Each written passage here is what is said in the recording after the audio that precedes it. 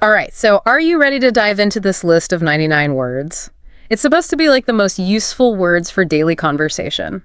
Yeah, it's kind of a fascinating idea. Yeah, it really is. I mean, it's like, this linguistic survival kit, like, if you only had 99 words to work with, Right. could you actually communicate? It's like the bare minimum of language. It is. And what's really interesting to me is like, thinking about this list as a way to understand how humans make meaning, Oh, yeah. with just, the fewest possible pieces. Like a linguistic Lego set. Exactly. It's like reverse engineering language, But it is. We're starting with like this simplified model. Right. And using it to understand this complex system. Exactly. So cool. Before we break down all the categories and like go word by word. Sure. Let's just take a second to appreciate like how much you can actually say with only 99 words. Yeah, that is amazing. I mean, think about it. You can talk about what you did today, how you're feeling, even like make plans for the future, all with just this tiny little vocabulary. It's pretty incredible when you think about it. It's mind-blowing. Yeah. Okay, so let's start unpacking these categories. Okay. The first one is greetings. Right. And I immediately was like, why include both hello and hi? Yeah. Why both? It seems like such a subtle distinction for such a small vocabulary. Right. What do you think? Well, I think that subtle difference actually speaks volumes about like formality in language. Oh, interesting. Hello is generally considered more formal. Hi is a more casual. It's a really simple choice, but it can kind of signal a lot about the relationship between speakers. Yeah, it's like choosing your weapon linguistically speaking. That's a good way to put it. You don't want to use the wrong level of formality in the wrong situation. Exactly. So even in the stripped down vocabulary, it seems like social nuance is still really important. Yeah, definitely. Okay, let's move on to actions. Okay. And right away, I'm intrigued by make and do. Oh, yeah. These seem super basic, but like, I feel like there's so much hidden complexity there. Well, they're like the Swiss Army knives of language. Yeah. And I think it's a clue to how language evolves. Right. You start with these really broad verbs like make and do. But then as societies get more complex, you need more precise words. Right. But we still hang on to those multi-purpose verbs because they're just so useful. It's like they're carrying the weight of all those more specific verbs within them. Exactly. Instead of saying construct or manufacture, we can just say make. Right. Okay, moving on to descriptions. Right. This is where I got really interested. Okay. Because there are a lot of words for emotions on this list.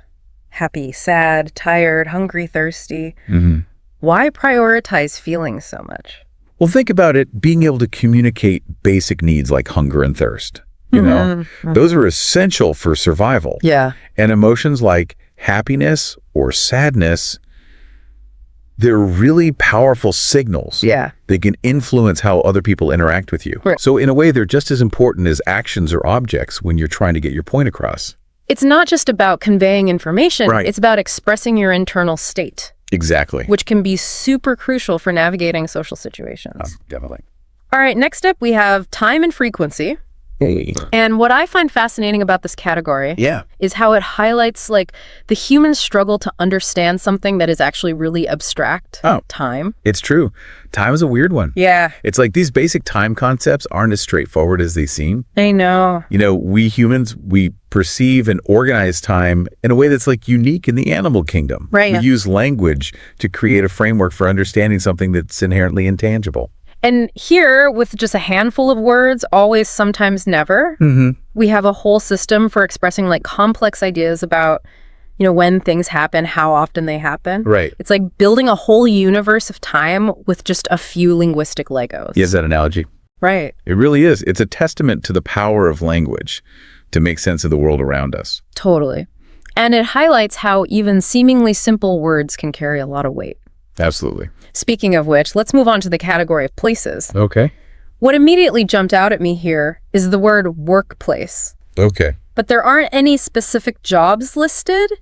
Right. And it made me think, is this a reflection of how work is viewed in modern society? That's a really interesting observation. I mean, workplace is a much more generalized space than, say, farm or factory. Yeah. This could indicate like a shift towards a world where work happens in a variety of settings. Okay. And of course, language adapts to reflect these societal changes. So this seemingly simple word choice might actually be a clue about the intended audience for this list. Interesting. Someone navigating a more, modern, fluid work environment. Yeah. But before we get too far ahead of ourselves, I'm really curious to dig into what's missing from this list, because it's often the omissions that are the most revealing, wouldn't you say? Absolutely. What's left AUT of a language can tell us just as much as what's included. Sometimes that's where the real story is. It's like looking at the negative space in a painting, right? Yeah, sometimes that's where the real story is. Okay, so the first thing that jumps out at me is the lack of slang or informal language. Okay.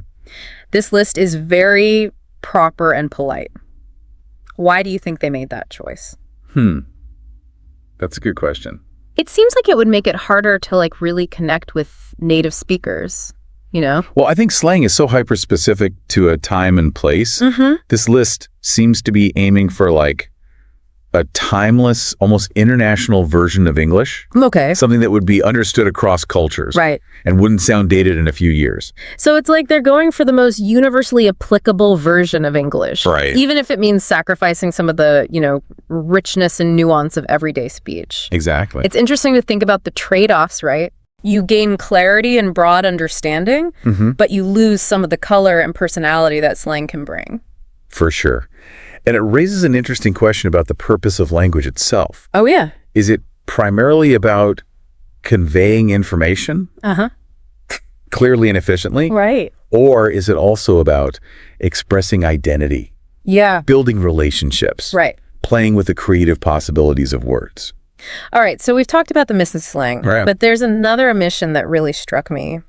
The lack of abstract concepts. Okay. We've got love and hate, which seem pretty fundamental, but that's about it. It's true. Why do you think that is? It seems like this list prioritizes concrete needs Okay. and immediate experiences over more complex or nuanced ideas. I see. I mean, if you're focused on basic survival and communication, Right. you probably don't need to be like debating the meaning of life. Yeah. Right? I guess when you're trying to build a language from scratch, you have to start with the essentials. The bare minimum. The things you need to physically survive and navigate the world around you. Exactly. Okay, so let's move on to some of the categories that are included. Right. And questions feels like the most essential of all, wouldn't you say? Oh, absolutely. I mean, questions are how we learn, how we explore, how we connect with others on a deeper level. Couldn't agree more. They're fundamental to the human experience. For sure. And look at the words they've chosen. What, where, when, why, how. The classic 5 W's. It's like they're targeting the most fundamental aspects of our experience, like the nature of things, their location, their timing, their causes, and their methods. Yeah, it's like the building blocks of curiosity. Right. You know, those 5 W's, those are practically universal across languages. Wow. That tells us something about the fundamental ways that humans seek to understand the world. It's like we're hardwired for curiosity. We need to know the who, what, where, when, and why of everything. We do. Okay, let's move on to connectors. These are the words that link ideas together, right? Right, like the glue that holds language together. And the ones they've chosen, and but or because. So they're like the basic building blocks of logic and reasoning. Absolutely. They allow us to create more complex sentences. Right? To show cause and effect. Contrast ideas. Yeah. Offer alternatives. It's amazing how much nuance you can add with just a handful of words. It really is. Okay, so then we come to the miscellaneous category. Right. This one feels a bit like a catch-all. It does. A little bit of everything. But like they're acknowledging that even in a simplified vocabulary, we still need ways to talk about the things that matter most to us. Right. Our relationships, our values, our place in the world. Yeah, we've got thing which is about as general as it gets. Right. But then you've got life, world, friend, family. Interesting how they grouped those concepts together. It is. It suggests an awareness of the interconnectedness of our experiences. Right. Even in a very basic vocabulary. And then, of course, there's words like money car house. Yeah. I can't help but wonder if that reflects a certain emphasis on material possessions. Perhaps.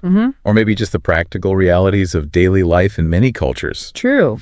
But it also speaks to the need for language to evolve alongside our technological advancements. Okay. As we create new things, we need new words to describe them. So I think we've done a pretty thorough job unpacking this list. I think so. We've talked about the choices they made, the words they included, the ones they left out, It's really given us a fascinating glimpse into the essential elements of communication, hasn't it? I think so. It has been a really enriching exploration. It has. And I think what's most striking is how this seemingly simple list of 99 words has sparked so many big questions. Yeah, it really makes you realize that language is so much more than just like a set of words. It is. You know, it's a living, breathing system that's constantly evolving. It really is. And reflecting the world around us. Okay, so we've gone like deep into the nitty-gritty of this list. We've analyzed categories, debated word choices, pondered the missing pieces.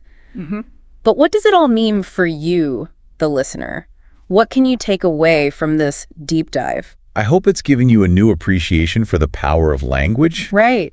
Even with just 99 words, you can express a surprising range of, thoughts, feelings, experiences. Yeah. It's kind of a reminder that sometimes simplicity can be a strength. And it makes you think, like, what if you were building your own list of essential words? What would it look like? What words would you choose? What would those choices say about you? That's a great exercise for the listeners. It is. To think about the words you use most often. Yeah. The ones that feel indispensable in your daily life. Because language is so personal. It really is. It's not just about conveying information. It's about expressing who we are. Yeah. How we see the world. Right. It matters most to us. Exactly. By paying closer attention to the language we use the words, we choose the way we string them together. I think we can gain a deeper understanding of ourselves and our place in the world. Totally. So there you have it, our deep dive into the world of essential vocabulary. It's been a blast exploring this list with you. It has been. And hopefully we've left you with some new insights about language communication. And maybe even a little about yourself. And remember, this is just the beginning. The exploration of language is a lifelong journey. It is. So keep asking questions, keep learning. Keep playing with words. And most importantly, keep talking. All right, so you want to speak English. Yes. Right, like with more confidence, I mean. Yeah. Go beyond just hello and goodbye, Yeah. Well, today we're diving into this guide. It says, it'll unlock the secrets to sounding like a native speaker. And let me tell you, there's some seriously cool stuff in here. I do. Way beyond basic phrases. Okay, so what's interesting about this guide, it challenges the traditional way of learning languages. Oh, how so? Well, it argues that instead of focusing only on grammar rules and vocab lists, we should be learning how to actually talk, Communicate. Yeah, in real life situations. Right, that makes sense. But how do you actually go about doing that? I mean, it's easy to say talk more, but what should you actually be saying? Well, the guide says you should start with simple phrases. Okay. Practical phrases that you'd use, in everyday life. Like, think of it as building a foundation for fluency. Okay. And it breaks these situations into, like, categories, like introductions, daily routine. Yeah. Ordering food, asking for directions. Yeah. And each category gives you a set of phrases and expressions that native speakers use all the time. So it's like a cheat sheet. Yeah. For like navigating real life conversations. Exactly. That's awesome. It takes away some of the pressure, of trying to figure out what to say on the spot. Right. Yeah. And what's really cool is the guide encourages you to use these phrases as a springboard. Oh, cool. For more extended conversation. Oh, I like that. So let's say you're at a coffee shop, right? Okay. And you want to start talking to someone. Okay. You could start by saying, hi, I'm listener's name. I really like the atmosphere here. That's so easy. Right. Yeah, anyone can do that. And then you could ask a question like, do you come here often? Or what's your favorite drink? That's such a good example. Right. It's simple, but it opens the door for a more like natural conversation. Exactly. But what about this whole sounding like a native speaker thing? Okay. Is it really possible to get rid of your accent? Well, the guide, it addresses that and offers a really fun technique. Imitation. Really? Yeah. What do you mean? It suggests watching popular TV shows or movies and trying to mimic how they're talking. Wait, so you're telling me I can improve my English by watching Friends? Exactly. That's my kind of homework. And it's not just about the words. Oh, okay. It's about paying attention to the intonation, rhythm, and stress patterns. These are super important for sounding natural and fluent.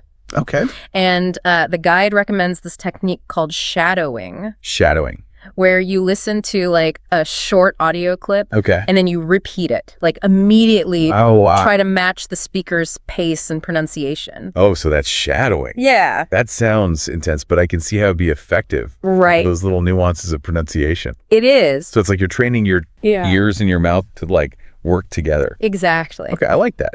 And the guide says you should start with like really short, simple phrases. Okay. And then gradually work up to longer sentences and dialogues. Yeah. Key is to be patient and consistent. Right. Don't worry about sounding perfect. No, of course. Right. Okay, this is all starting to make sense. Yeah. But I have to ask about like Yeah. the elephant in the room, Okay. vocabulary. Okay.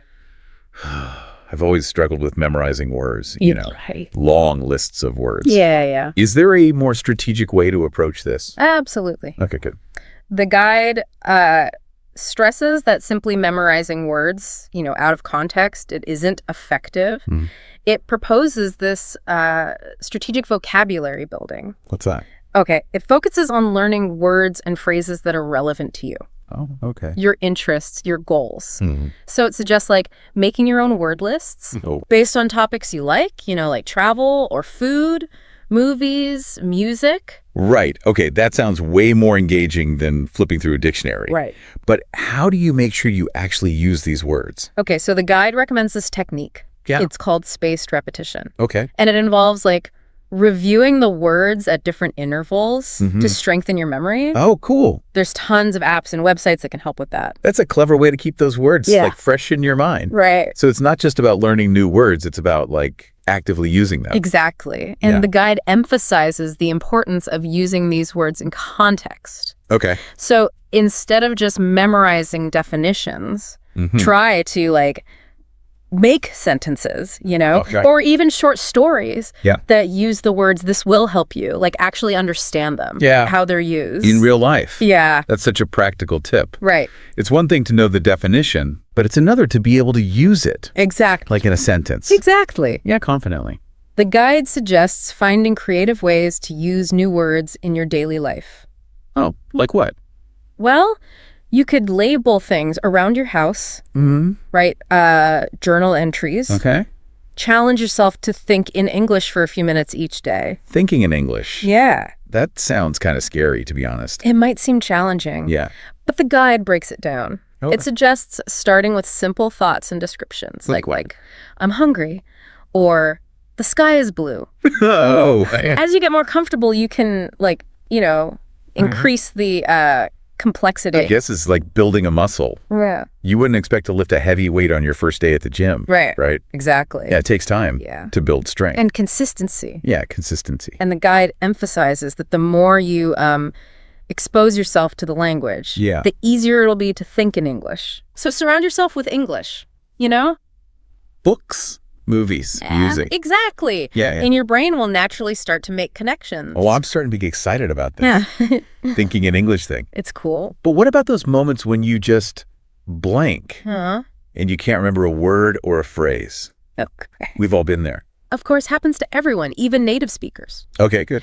But the guide offers some strategies for dealing with those tip of the tongue moments. Okay, what are they? Well, it emphasizes staying calm and using circumlocution. Circumlocution. What's that? That means, describing the word Okay. that you're trying to say. Oh, so instead of freezing up and saying, I don't know the word, Yeah. I could try to describe it Yeah, using other words. exactly. Like, it's the thing you used to. Yeah, Okay, that actually makes a lot of sense. right. Yeah, it's like playing charades in your vocabulary. And the guide says you should practice circumlocution, regularly. Yeah. You can play games with friends Well, that's fun. where you challenge each other to describe words Oh, I like that. without actually saying them. Okay, we've covered a lot Yeah. in this first part of our deep dive, from building a foundation of practical phrases to mastering pronunciation and expanding your vocabulary. Yeah. What else is there? Well, one of the most important aspects of speaking any language is confidence. Right. And that's where the guide's emphasis on practice comes in. Mm-hmm. It's not enough to just learn the words and phrases. Right. You need to actually use them. Right, and that's where I think a lot of language learners get stuck. Mm-hmm. It's one thing to practice at home, Yeah. but it's another to actually go out there and talk to people. Right. Any tips on overcoming that fear, of making mistakes? Well, the guide acknowledges that fear, and it gives some advice. Okay, good. First, it reminds us that everyone makes mistakes. Okay. Even native speakers. Yeah. It's a natural part of learning. But how do you deal with those awkward moments when you say something wrong and people look at you like you've just spoken a foreign language? The guide says embrace those moments as opportunities to learn. Okay. Instead of getting flustered, try to see them as a chance to clarify. Okay. And improve your pronunciation. Oh, yeah. Yeah, maybe even your confidence a little. And it also recommends finding supportive language partners or groups where you can practice. In a safe environment. Exactly. Yeah, that's a great point. Right. Surround yourself with people who will support you. Yes. Speaking of support, does the guide offer any strategies for actually putting all this speaking practice into action? It does. It's easy to talk about it, but how do you actually make it happen? Well, the guide gives a range of practical tips for incorporating speaking into your routine. Oh, cool. Whether you have a partner or not. For solo practice, it suggests things like recording yourself, describing images out loud, telling stories, and even having imaginary conversations. Oh, that's interesting. Right. Those are great ideas. And for those who do have a language partner, what kind of activities does the guide recommend? Well, the guide's packed with suggestions for interactive speaking activities. Like what? Like role-playing common scenarios, debating current events, discussing movies or books. Okay. And even playing language-based games. Oh, that's fun. The key is to find activities that are engaging and relevant to your interests. This guide is like a gold mine of advice. Yeah. We've barely scratched the surface here of all the tips and techniques. Yeah. But before we dive into more specific strategies for improving your speaking, let's take a quick break to process all this awesome information. Right. We'll be back soon with more insights from this incredible guide. Sounds good. Welcome back to our deep dive into speaking English like you mean it.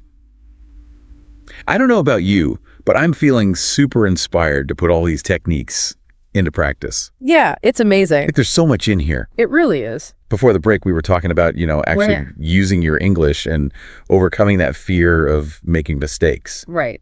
But what about the technical stuff? Like what? Like pronunciation. I know a lot of people, they struggle with specific sounds or accents. Yeah, that's a good point. Pronunciation is often overlooked. Yeah. But it's super important for being understood and sounding more natural. Yeah. The guide actually goes into this. Okay, so what are some things learners should focus on? Okay, so the guide, it breaks pronunciation into 3 core elements. What are they? Individual sounds, word stress, and connected speech. Okay. It says that mastering individual sounds is like the foundation. Okay.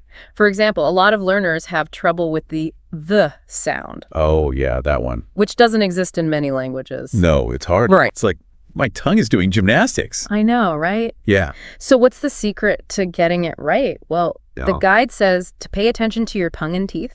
Okay. And practice those sounds in isolation until they become more natural. Oh, okay. There's a ton of resources online. Really? That can show you exactly how to do it. That's so helpful. I wish I had those when I was learning. Right.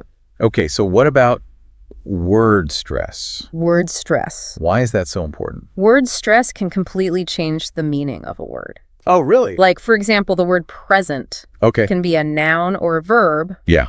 Right? And the stress changes depending on which one it is. Oh, I see. If you stress the first syllable, it means a gift. Okay. But if you stress the second syllable, it means to give something. Wow, that's a big difference. Yeah, subtle but significant. So how do you know which syllable to stress? Are there, rules?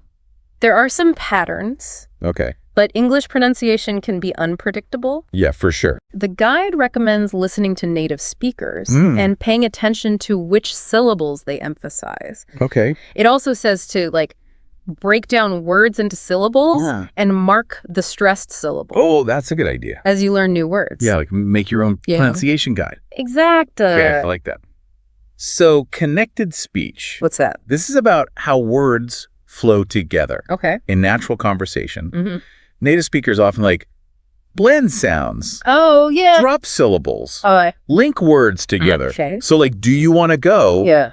Often sounds like, do you want to go? Yeah. Right. So that's why it sounds like they're talking so fast. Right. They're not just speaking fast. They're connecting the words to Okay. make it smoother. I see. Yeah. Okay. And the guide points out that understanding this is important for comprehending native speakers and sounding more natural yourself. Okay. It recommends listening for those patterns and practicing, through shadowing. Shadowing again. Yeah. It seems like that technique's really useful It is. for pronunciation. It is. But let's move beyond pronunciation. Right. What about like fluency? Fluency. How do you get to that point where you can just speak Okay. without, hesitating or searching for words? Fluency is often seen as like the holy grail of language learning. Yeah. This guide offers some insights. Okay. It says that fluency isn't about speaking perfectly Oh, good. or never making mistakes. Okay, good. It's about communicating your ideas Yeah. effectively and effortlessly. It takes the pressure off. Right. Yeah. But how do you get to that point of effortlessness? Yeah. Is it just practicing a lot? Well, practice is essential. Yeah. But the guide says that the type of practice is important. Okay. You should do activities that push you a little bit, Okay. but not too much. So like the sweet spot. Yeah, where you're challenged but not overwhelmed. Right. Okay. I like that. Like working out. Yeah. You need to challenge your muscles but not hurt yourself. Yeah. Good analogy. Right. And the guide encourages learners to experiment. With different types of practice. Exactly. Okay. So it's all about finding what works for you. Yeah. Okay. And the guide emphasizes that consistency is key. Mm-hmm.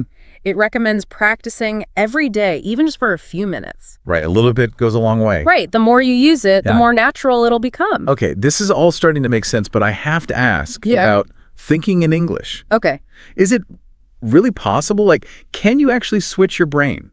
The guide addresses that. Okay. And it says that thinking in English is a skill Okay. that you can develop gradually over time. Okay. It's not about like turning off your native language. Right. It's about adding English to your thought process. But how do you do that? The guide recommends starting with simple things. Okay. Like describing objects around you in English or mentally practicing conversations Oh, okay. Interesting. before you have them. So like train your brain Yeah, one thought at a time. exactly. And the more you immerse yourself, Mm. the easier it becomes. Oh. Surround yourself with English Mhm. and your brain will like naturally start to Yeah. process it. That's fascinating. It's like rewiring your brain. Yeah, it is. What about those moments when you're speaking Yeah. and you completely blank? Uh-huh. You can't remember a word. Okay. How do you deal with that? The guide says, first of all, stay calm. Don't panic. Yeah, don't panic. Right. Okay. Everyone has those moments. Okay, good. Even native speakers. Okay, that's reassuring. Yeah. So the guide suggests using circumlocution. Circumlocution. That sounds familiar. Yeah, it means describing the word Right. Yeah. you're trying to say. Okay. So like if I can't remember the word umbrella, Yeah. I could say the thing you use to keep the rain off your head. Yeah. Okay. So it's like playing charades Yeah. with your words. Exactly. But doesn't that sound awkward? It might feel awkward, Yeah. but it's actually a very common strategy, Right. even among native speakers. Okay, good. And it's a great way to like expand your vocabulary Yeah. and learn to express yourself in different ways. Okay, so it's turning a communication breakdown Yeah, into a learning opportunity. exactly. Okay, I love that. And the guide recommends practicing this regularly. Okay? You can even play games with friends Yeah, that's fun. to challenge each other. We've covered so much I know. in this part, from pronunciation to fluency, vocabulary, and even confidence. It's a lot. But there's one crucial element of speaking English like you mean it Okay. that we haven't talked about yet. Okay, what's that? Confidence. Ah, yes. How do you get that inner assurance? That's a great question. Yeah. And the guide talks about this. Okay, good. It says that confidence comes from a few things. Okay, like what? Mastering the technical stuff, Yeah. having good vocabulary, Mm-hmm. and most importantly, believing in yourself. Oh, okay. So it's not just about knowing the rules. Right. It's about having that like inner belief. Yes, that you can do it. But how do you get that? The guide offers some advice. Okay, good. It reminds us that everyone starts somewhere. Right. Making mistakes is normal. Yeah. It encourages you to set realistic goals. Okay. Celebrate small wins and focus on progress. Not perfection. Not perfection, exactly. Yeah, that's a good reminder. Right. It's easy to compare ourselves to others and get Yeah. discouraged. Yeah. But focus on your own journey Yeah. and those small wins. Okay, I like that. And the guide also says, Find a supportive environment, Yep. whether it's a language partner, a group, or online. Right. People who will support you. Exactly. That's so important It is. to have that support. It is. And the guy also says, Yeah. confidence, it's not a fixed thing. Right. It's something you can develop. You can build it. Okay, so anyone can become confident Yes. in speaking English. Absolutely. That's great. And this guide gives you the tools to do that. It's a game changer. Yeah. We've covered so much in this part, So much. from pronunciation and fluency Yes. to vocabulary and confidence. It's amazing. Before we wrap up, let's take a quick break. Okay. Let all this info sink in. Yeah. We'll be back soon with the final part of our deep dive. Sounds good. We'll explore even more tips Okay. for speaking English like you mean it. Welcome back to the final part of our deep dive into speaking English like you mean it. We've explored so much already, like pronunciation and fluency, but now I'm ready for the action, Right. Time to put it all into practice. Yeah, make a plan. Exactly. And that's where this guide is really helpful. It is. It gives you steps you can actually take. So where do we begin? Well, the guide says to start by figuring out your goals. Why am I doing this? Yeah. What do you want to achieve? Travel. Connect with people. Get a better job. That's a good point. Got to have a reason. Right. Then you got to see where you're at now. Like, what am I good at? What do I need to work on? Exactly. Be honest with yourself. Okay, and then what? How do I actually practice? The guide has tons of activities. Oh, cool. Like what? Well, for pronunciation, it suggests tongue twisters or shattering or recording yourself. Those are good ideas. Right. What if I don't have anyone to practice with? You can still practice solo. Really? Yeah, it's just as effective as long as you're consistent. Okay, cool. You can describe images out loud, talk to yourself, even make your own podcasts. Wow, that's creative. Right. But if you do have someone to practice with, Yeah. the guide says to join groups, find a partner, or do online exchanges. Oh, and talk to people in real life, too. Exactly, like at a cafe or something. Okay, but finding time to practice can be hard. I know, but the guide has tips for staying motivated. Set realistic goals. Break things down into small steps and reward yourself. Oh, okay, so don't be too hard on myself. Right, and if you hit a plateau, Yeah, what then? revisit your goals, try new things, ask for feedback. So it's okay to switch things up. Yeah, and remember why you started learning. That's a good point. And there are tons of resources out there to help you. Like what? Dictionaries, apps, websites, even just surrounding yourself with English. Books, movies, music, yeah. Exactly. Find what you enjoy. Okay, so we've talked about techniques, practice, resources, Yeah. but what about confidence? Ah, yes, the key ingredient. It's one thing to know the rules, Mm. but it's another to actually feel confident speaking. The guide has great advice for that. Oh, good. What does it say? Remember, everyone makes mistakes. Perfection isn't the goal. Right, it's about communication, Exactly. So shift your mindset. from fear to curiosity. Exactly. Embrace the challenge. Have fun. I love that. What an inspiring way to wrap things up. Right. Speaking English isn't about being perfect. It's about connecting with people. Exactly. Well, I'm feeling super motivated to go out there and practice. Me too. Remember, embrace the journey Yeah, enjoy the process. and keep those conversations flowing. That's a wrap on our deep dive. Thanks for joining us. Hey everyone, welcome back. Ready to unlock some of the secrets of fluent English. I think we all know that feeling. Like you understand the individual words, but something's missing. It's like everyone else is in on a joke and you're left out. Exactly. And that's where idioms come in, right? They're like these little cultural puzzles that can really trip you up. And today, we're going deep into the world of idioms, tackling a list of 21 that are key to taking your English from intermediate to advanced, really sounding more natural and fluent. And idioms aren't just about sounding good, are they? They often give us a glimpse into the history and the culture of a language. Oh, absolutely.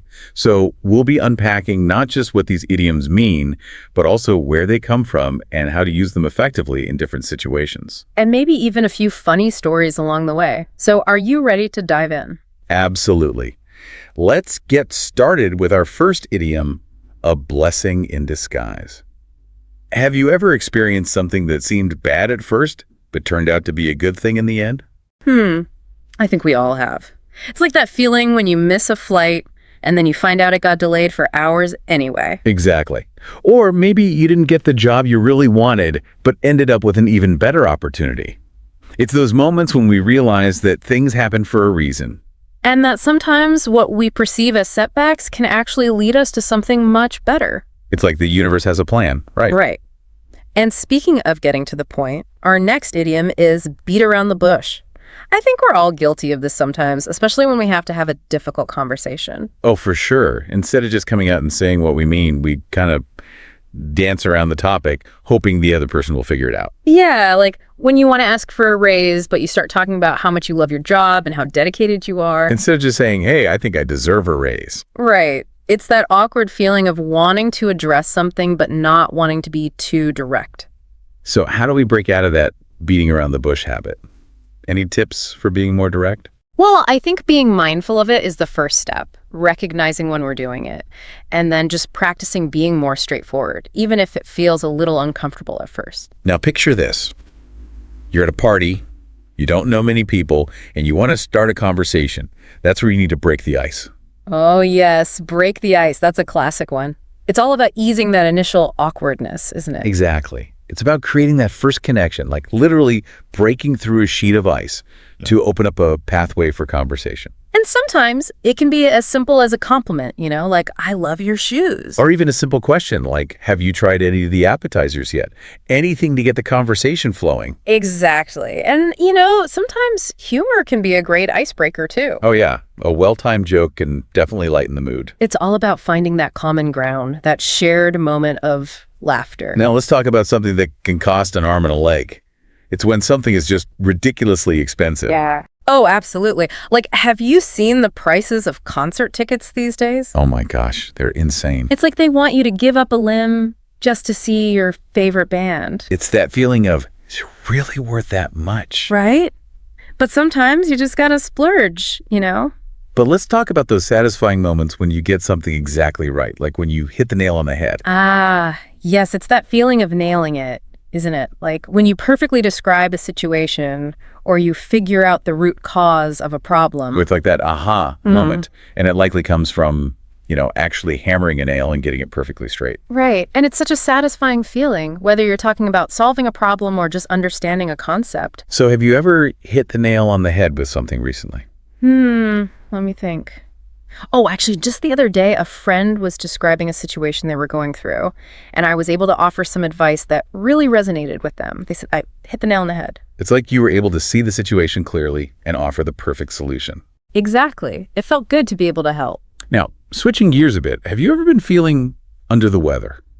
Ooh, I think we all know that feeling. It's that kind of blah feeling when you're just not quite yourself. Right, like maybe you have a slight cold or just feel a bit run down. And no one wants to hear all your symptoms. Exactly. Under the weather is a much gentler way to say, I'm not feeling great.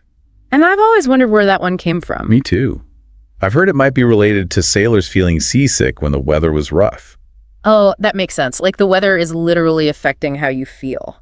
Now be careful not to let the cat out of the bag. Oops. That's when you accidentally reveal a secret, isn't it? Exactly. Like if you're planning a surprise party and someone spills the beans to the guest of honor. I've always loved the imagery with that one. Like imagine a cat jumping out of a bag and everyone's surprised. It's such a vivid way to describe that moment of, oh no, I shouldn't have said that. And it happens to the best of us. So how do we avoid those cat out of the bag situations? Any tips for keeping secrets safe? I think sometimes it's better not to know the secret at all if you're someone who tends to blurt things out. That's a great point.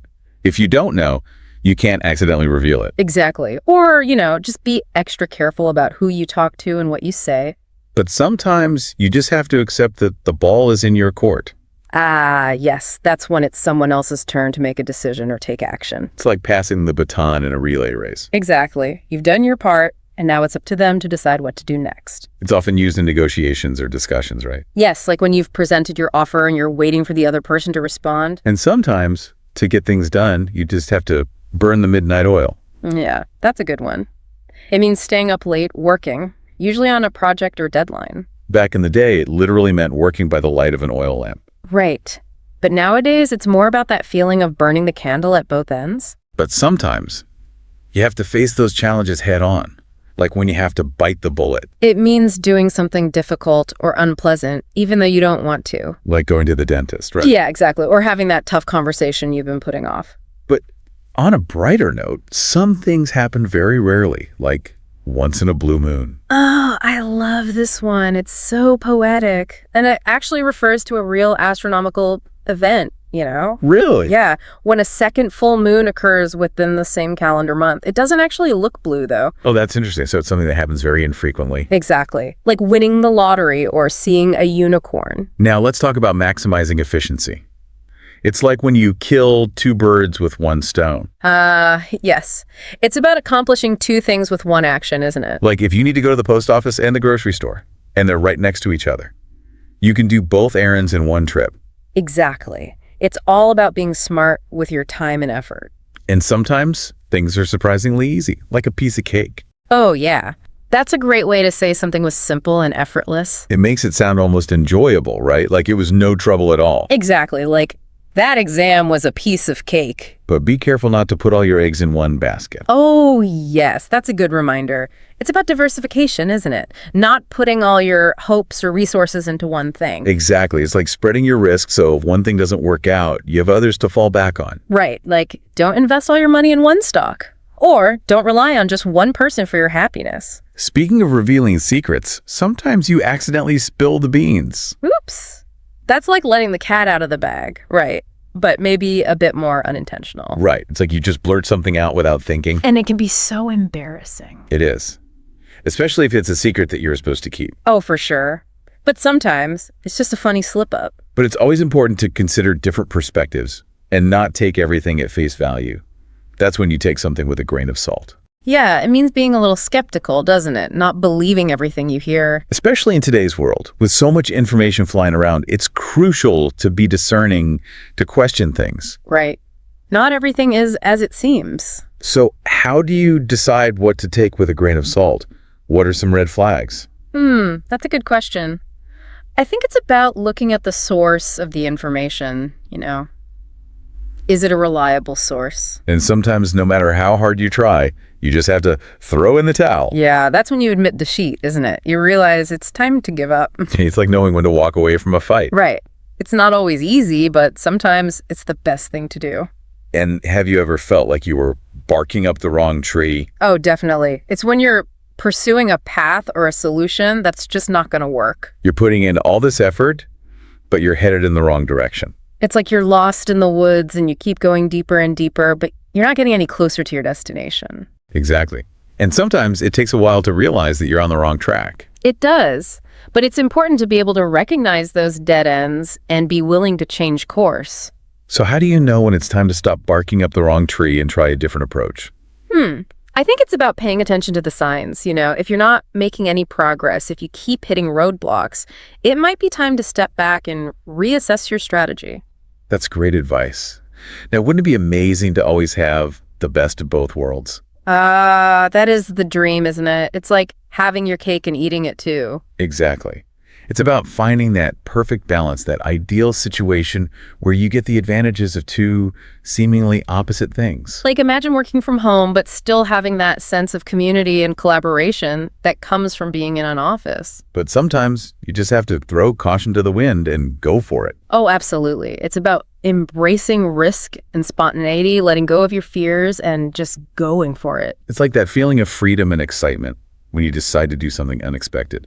Exactly. Like quitting your job to travel the world. And finally, going above and beyond, giving it your all, that's going the extra mile. It's about exceeding expectations, isn't it? Putting in that extra effort to make something truly special. Like staying late to help a colleague finish a project or going out of your way to make a customer happy. It's those little things that make a big difference. And, you know, going the extra mile doesn't always have to be about work. It can be about anything, really. Oh, absolutely. It's about that attitude of always striving to do your best. Exactly. And it's something that people really appreciate, whether it's in your personal or professional life. So we've covered a lot of ground here, explored 21 essential idioms. What stands out to you so far? Any favorites? So many great ones. I think bite the bullet is one that really resonates with me. It's a reminder that sometimes we just have to face those challenges head on, even if it's uncomfortable. What about you? I think the best of both worlds really appeals to me. That idea of finding balance and enjoying the benefits of different perspectives. Yeah, that's a good one. It's a reminder that we don't always have to choose one thing over another. Sometimes we can find a way to have it all. Exactly. And that's a great note to end on for this part of our deep dive. We've only just begun to scratch the surface of these idioms, but we'll be back soon to explore even more of their nuances and applications. Looking forward to it. I think for me, bite the bullet is one of the ones that really stands out. Yeah, I get that. Knowing the history behind it too, like, wow. It just highlights that kind of courage, Right. that we need to face things we don't really want to. Like steeling yourself, getting ready. Totally. And have you ever had to bite the bullet recently? Oh, all the time. I think we all do, right? Yeah. But one that comes to mind is I remember having to give a presentation to, a huge audience. Ooh, that's tough. Yeah. And I was so terrified, but I knew I just had to bite the bullet, get up there and do it. And I bet once you did, it wasn't so bad. It's always like that, right? The anticipation is worse. The build-up. And it makes you stronger, too, each time. Oh, absolutely. And that actually makes me think of barking up the wrong tree, because sometimes you think you're, doing the right thing. Putting in all this effort. And then you realize, this is a dead end. You're headed in the wrong direction. Completely. And that happens a lot, I think, especially today with so much information. Oh, yeah. It's overwhelming. It really is. And so it's easy to get sidetracked. Yeah, to go down rabbit holes. But I think there's a lot of value in recognizing that you're doing that. Totally. And then you can say, okay, well, what other options do I have? How else can I approach this? It's about being flexible, being adaptable. Yeah, and I think that leads us nicely to the best of both worlds, because... Ooh, the ideal. Right. Because sometimes you do have to choose one or the other, but sometimes you can find a way to get the benefits of both. To kind of merge them. Yeah, exactly. It's like, having that flexibility of working remotely, but also still having that in-person connection. Yeah, that sense of community. Yeah. And sometimes you just got to throw caution to the wind. And just go for it. Right. I love those moments. Those are the best, those spontaneous decisions. Absolutely. Even if it's a little bit scary, a little bit risky. Like quitting your job to travel the world. Oh, yeah. That's a big one. But so freeing.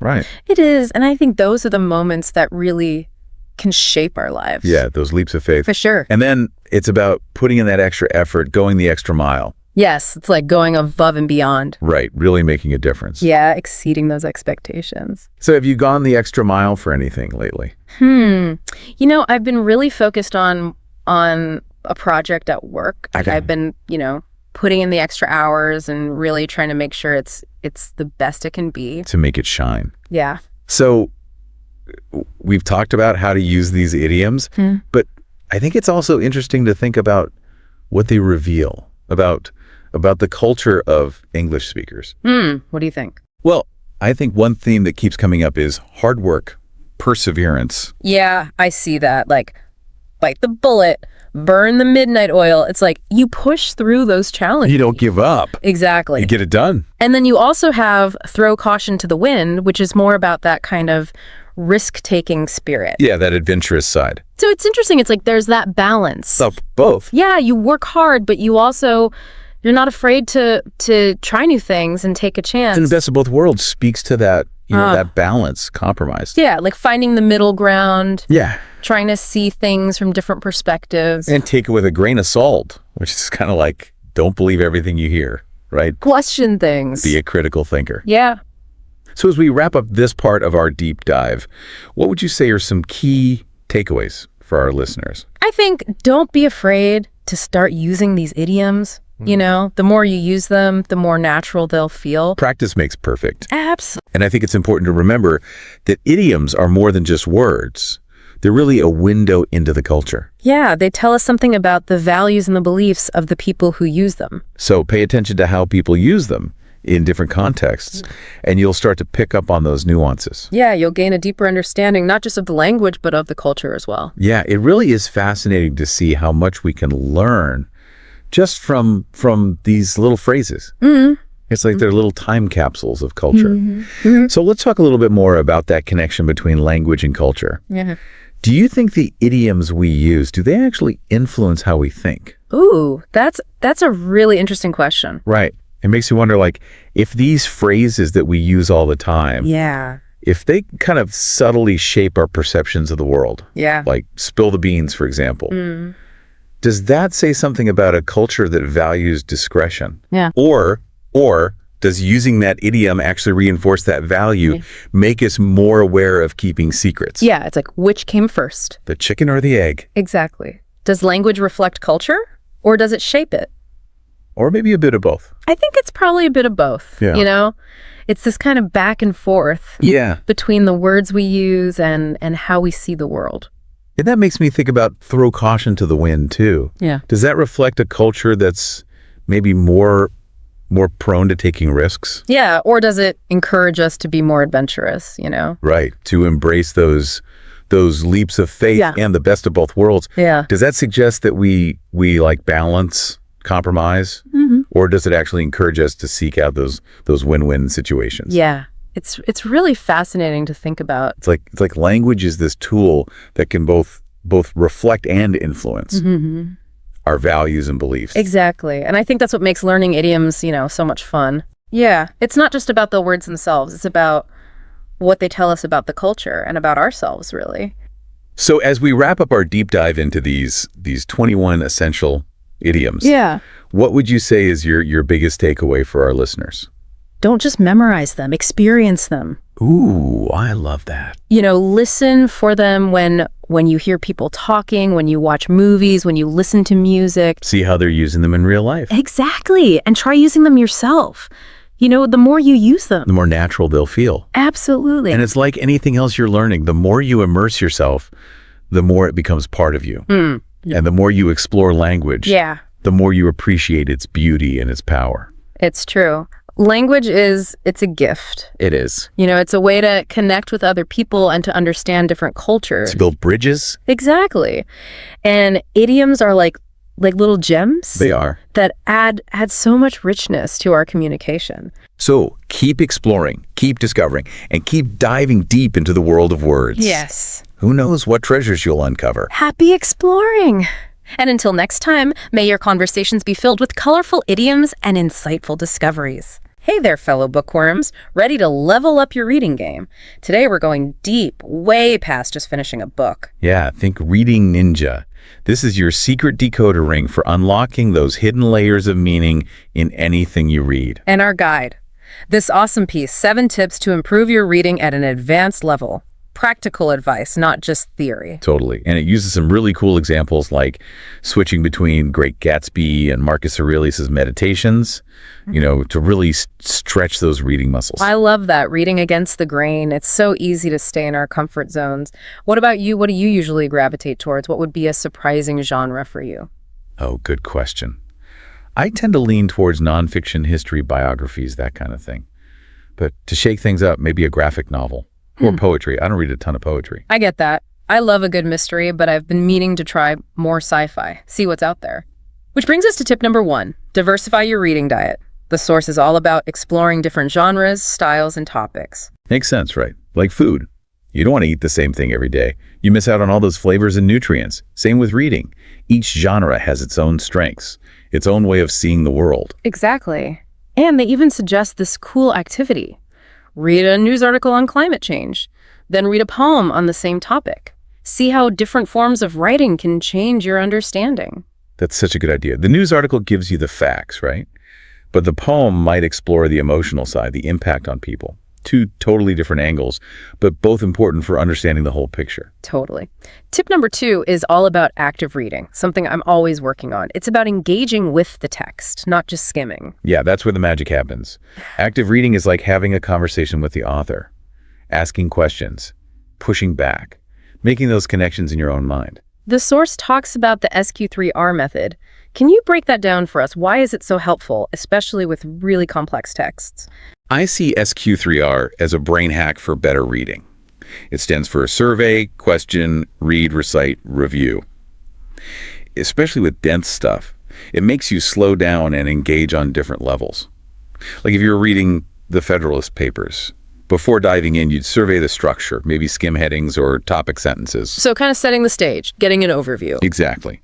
Then you come up with questions based on what you see. What are the main points? What arguments is the author making? Now you're actively searching for answers as you read. It's like a detective game. Yes. Then the read phase, where you actively look for those answers. Wait. Next, you recite or summarize what you read in your own words. This helps solidify your understanding. And finally, review to make sure you remember the key points. Intense, but it sounds super effective, especially for those brain bender books. A mental workout, but a good one. Okay, tip number 3 always gets me excited. Expanding our vocabulary.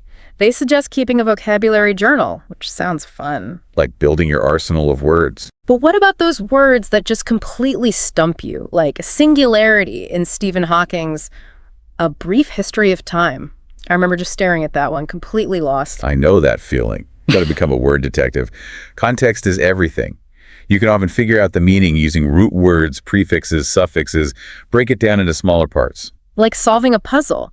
And once you crack the code, that word unlocks a whole new level of understanding. I had that with epistemology in a philosophy book. I finally broke it down.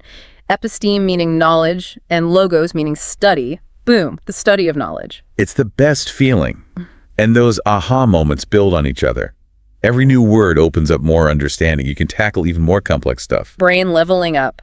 Tip number 4 is where it gets interesting. Author's craft. Understanding the why behind an author's choices. It's like peeking behind the curtain, seeing the magician's secrets. Totally. They use 1984 as an example how Orwell creates that feeling of oppression through his writing. What are some clues we can look for to get an author's purpose? Oh, so many. Tone, imagery, sentence structure, rhetorical devices, they all add up. Like, think about it. A short, choppy sentence creates urgency, tension, right? But a long, flowing one might feel more thoughtful. Like composing music with words, using different instruments to create different effects. Great analogy. And you, as the reader, start to pick up on those little cues. You see how everything plays a role. Word choice, pacing, even punctuation. Like learning a secret language. They suggest analyzing a paragraph from Virginia Woolf's To the Lighthouse to really examine the sentence structure. I challenge you, try that with anything you're reading. Pick a passage and dissect it. It's amazing what you find. I agree. Ask yourself, what choices are they making and why? You'll see patterns, appreciate the craft even more. Okay, tip number 5 gets into summarizing and critical thinking. Essential skills for any advanced reader. I'll admit, sometimes I just want to get lost in the story, but slowing down to analyze is crucial too. It's like the difference between watching a movie passively versus really engaging with it. When you summarize, you got to boil things down to the essence, really understand the main points. Critical thinking is about questioning assumptions, looking at different perspectives, and evaluating the evidence. They talk about summarizing an article on AI, which is constantly changing. Imagine trying to sum up all those complex ideas. It's a challenge. Yeah. But so valuable. Critical thinking is even more important now. We're bombarded with information from everywhere. You got to be able to tell fact from opinion, bias from objectivity. It's about being a smart consumer of information, not just believing everything you read. Exactly. And a great way to practice those skills is joining a book club or discussion group. Have you ever read Thoreau's Civil Disobedience? Talk about sparking debate. Those ideas about individual conscience versus the state are still so relevant. Imagine discussing that in a book club. Things could get heated in a good way. I'd love to be a fly on the wall for that one. A book club is like having your own team of experts to bounce ideas off of. You hear different interpretations, challenge your own assumptions. You might discover things you missed on your own. It's like having multiple lenses to view the same material. Plus, you might find new authors or genres you wouldn't have tried otherwise. And it's just fun to geek out with other book lovers. Totally. It's a built-in support system for your reading journey. Speaking of support, ready for tip number 6. This one might surprise you. Reading aloud. I know, right? It sounds a bit counterintuitive, but trust me, there are benefits, especially for complex texts. They even suggest trying it with Shakespearean sonnets. To appreciate the rhythm and flow, like adding another dimension to the words. It is. It forces you to slow down, enunciate clearly, savor the language. Especially helpful with poetry, but even with prose it makes a difference. Imagine tackling a dense philosophical argument out loud. It becomes so much clearer. Okay, I'm starting to get it. It's like using more of your senses to engage with the material. Exactly. And remember, we learned language through sound first. Reading aloud taps into that. Plus, think about when we were kids reading aloud together. We learned so much that way. I loved those read-alouds in school. And the source even says, record yourself reading aloud and listen back. Brilliant. Yeah. It might feel awkward, but it's a fantastic way to see where you stumble, work on pronunciation, improve fluency, like your own personal coach. I'm adding that to my toolkit. Okay, our final tip. Goal setting. I'm all about goals, but sometimes I'm not sure where to start, especially with something as broad as reading. I get that. The source uses War and Peace as an example, which is a big one, but they have a great point. break down big goals into smaller chunks. So instead of I'm going to read War and Peace, it's I'm going to read 50 pages a week. Exactly. It feels much less scary. Yeah. And you get that sense of accomplishment as you hit those smaller milestones. And there are great tools to help you track your progress. I love Goodreads. It's so motivating to see what you've read, find new books, share your thoughts. It's a great community for book lovers. Yeah. And speaking of community, they mentioned book clubs again.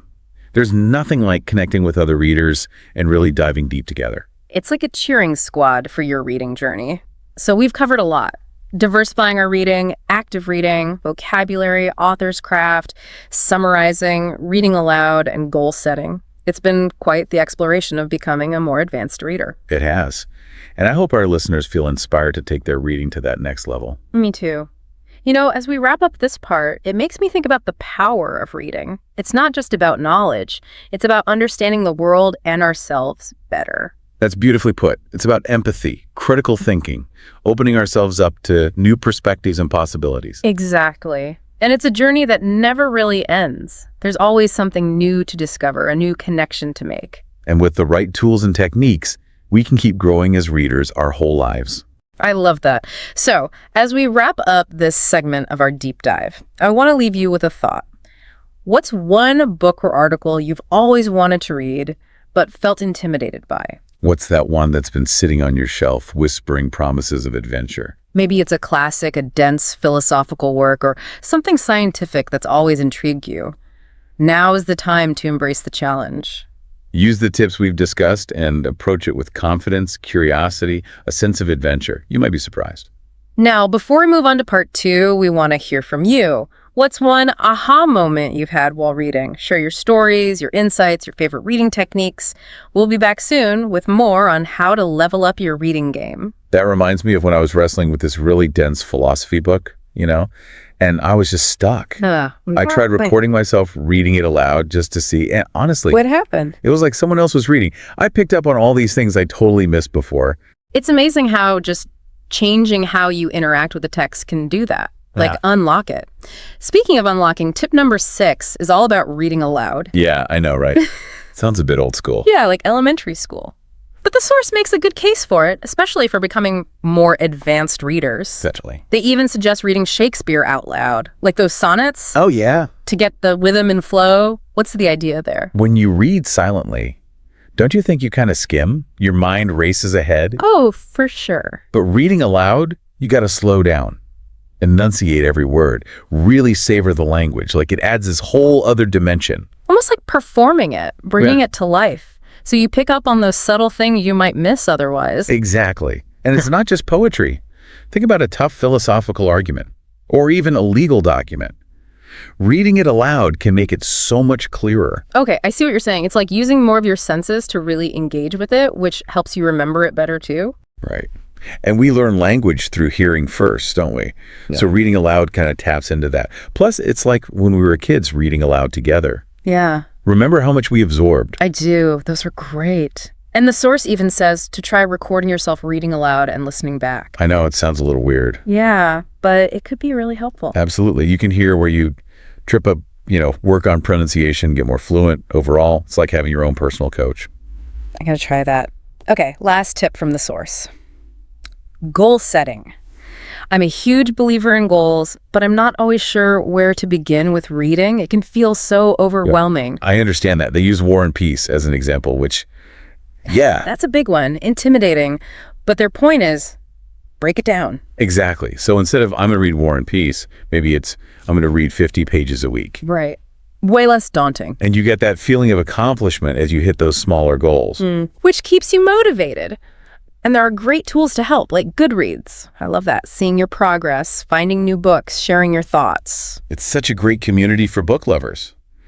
And that brings us back to community in general, right? Yeah.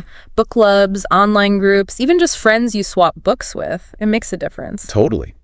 Having other readers around you, it's like a support system. A cheering squad for your reading. I like that.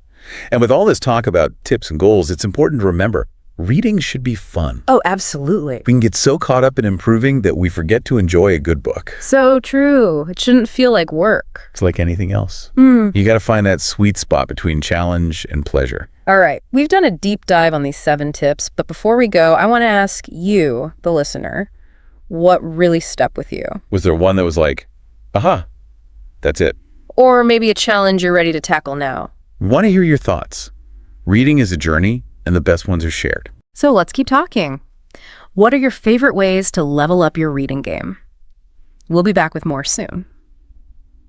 So we've been talking about all these great tips for becoming better readers. But sometimes, even with the best techniques, you just hit a wall. For sure. You get those books, those articles, even just certain paragraphs, and you're like, ugh, this is a struggle. Yeah. And it can be so discouraging. You're excited to read something new, and then it just doesn't click.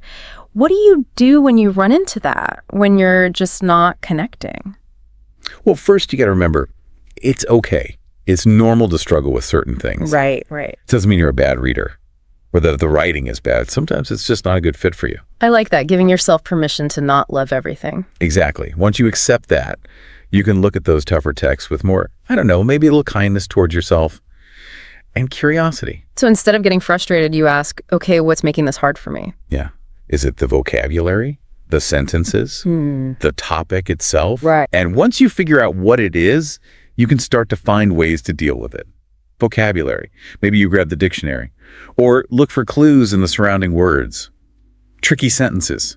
Break them down into smaller parts or read them aloud. See if the rhythm helps. You're like a reading detective, using your tools to crack the case. I love that.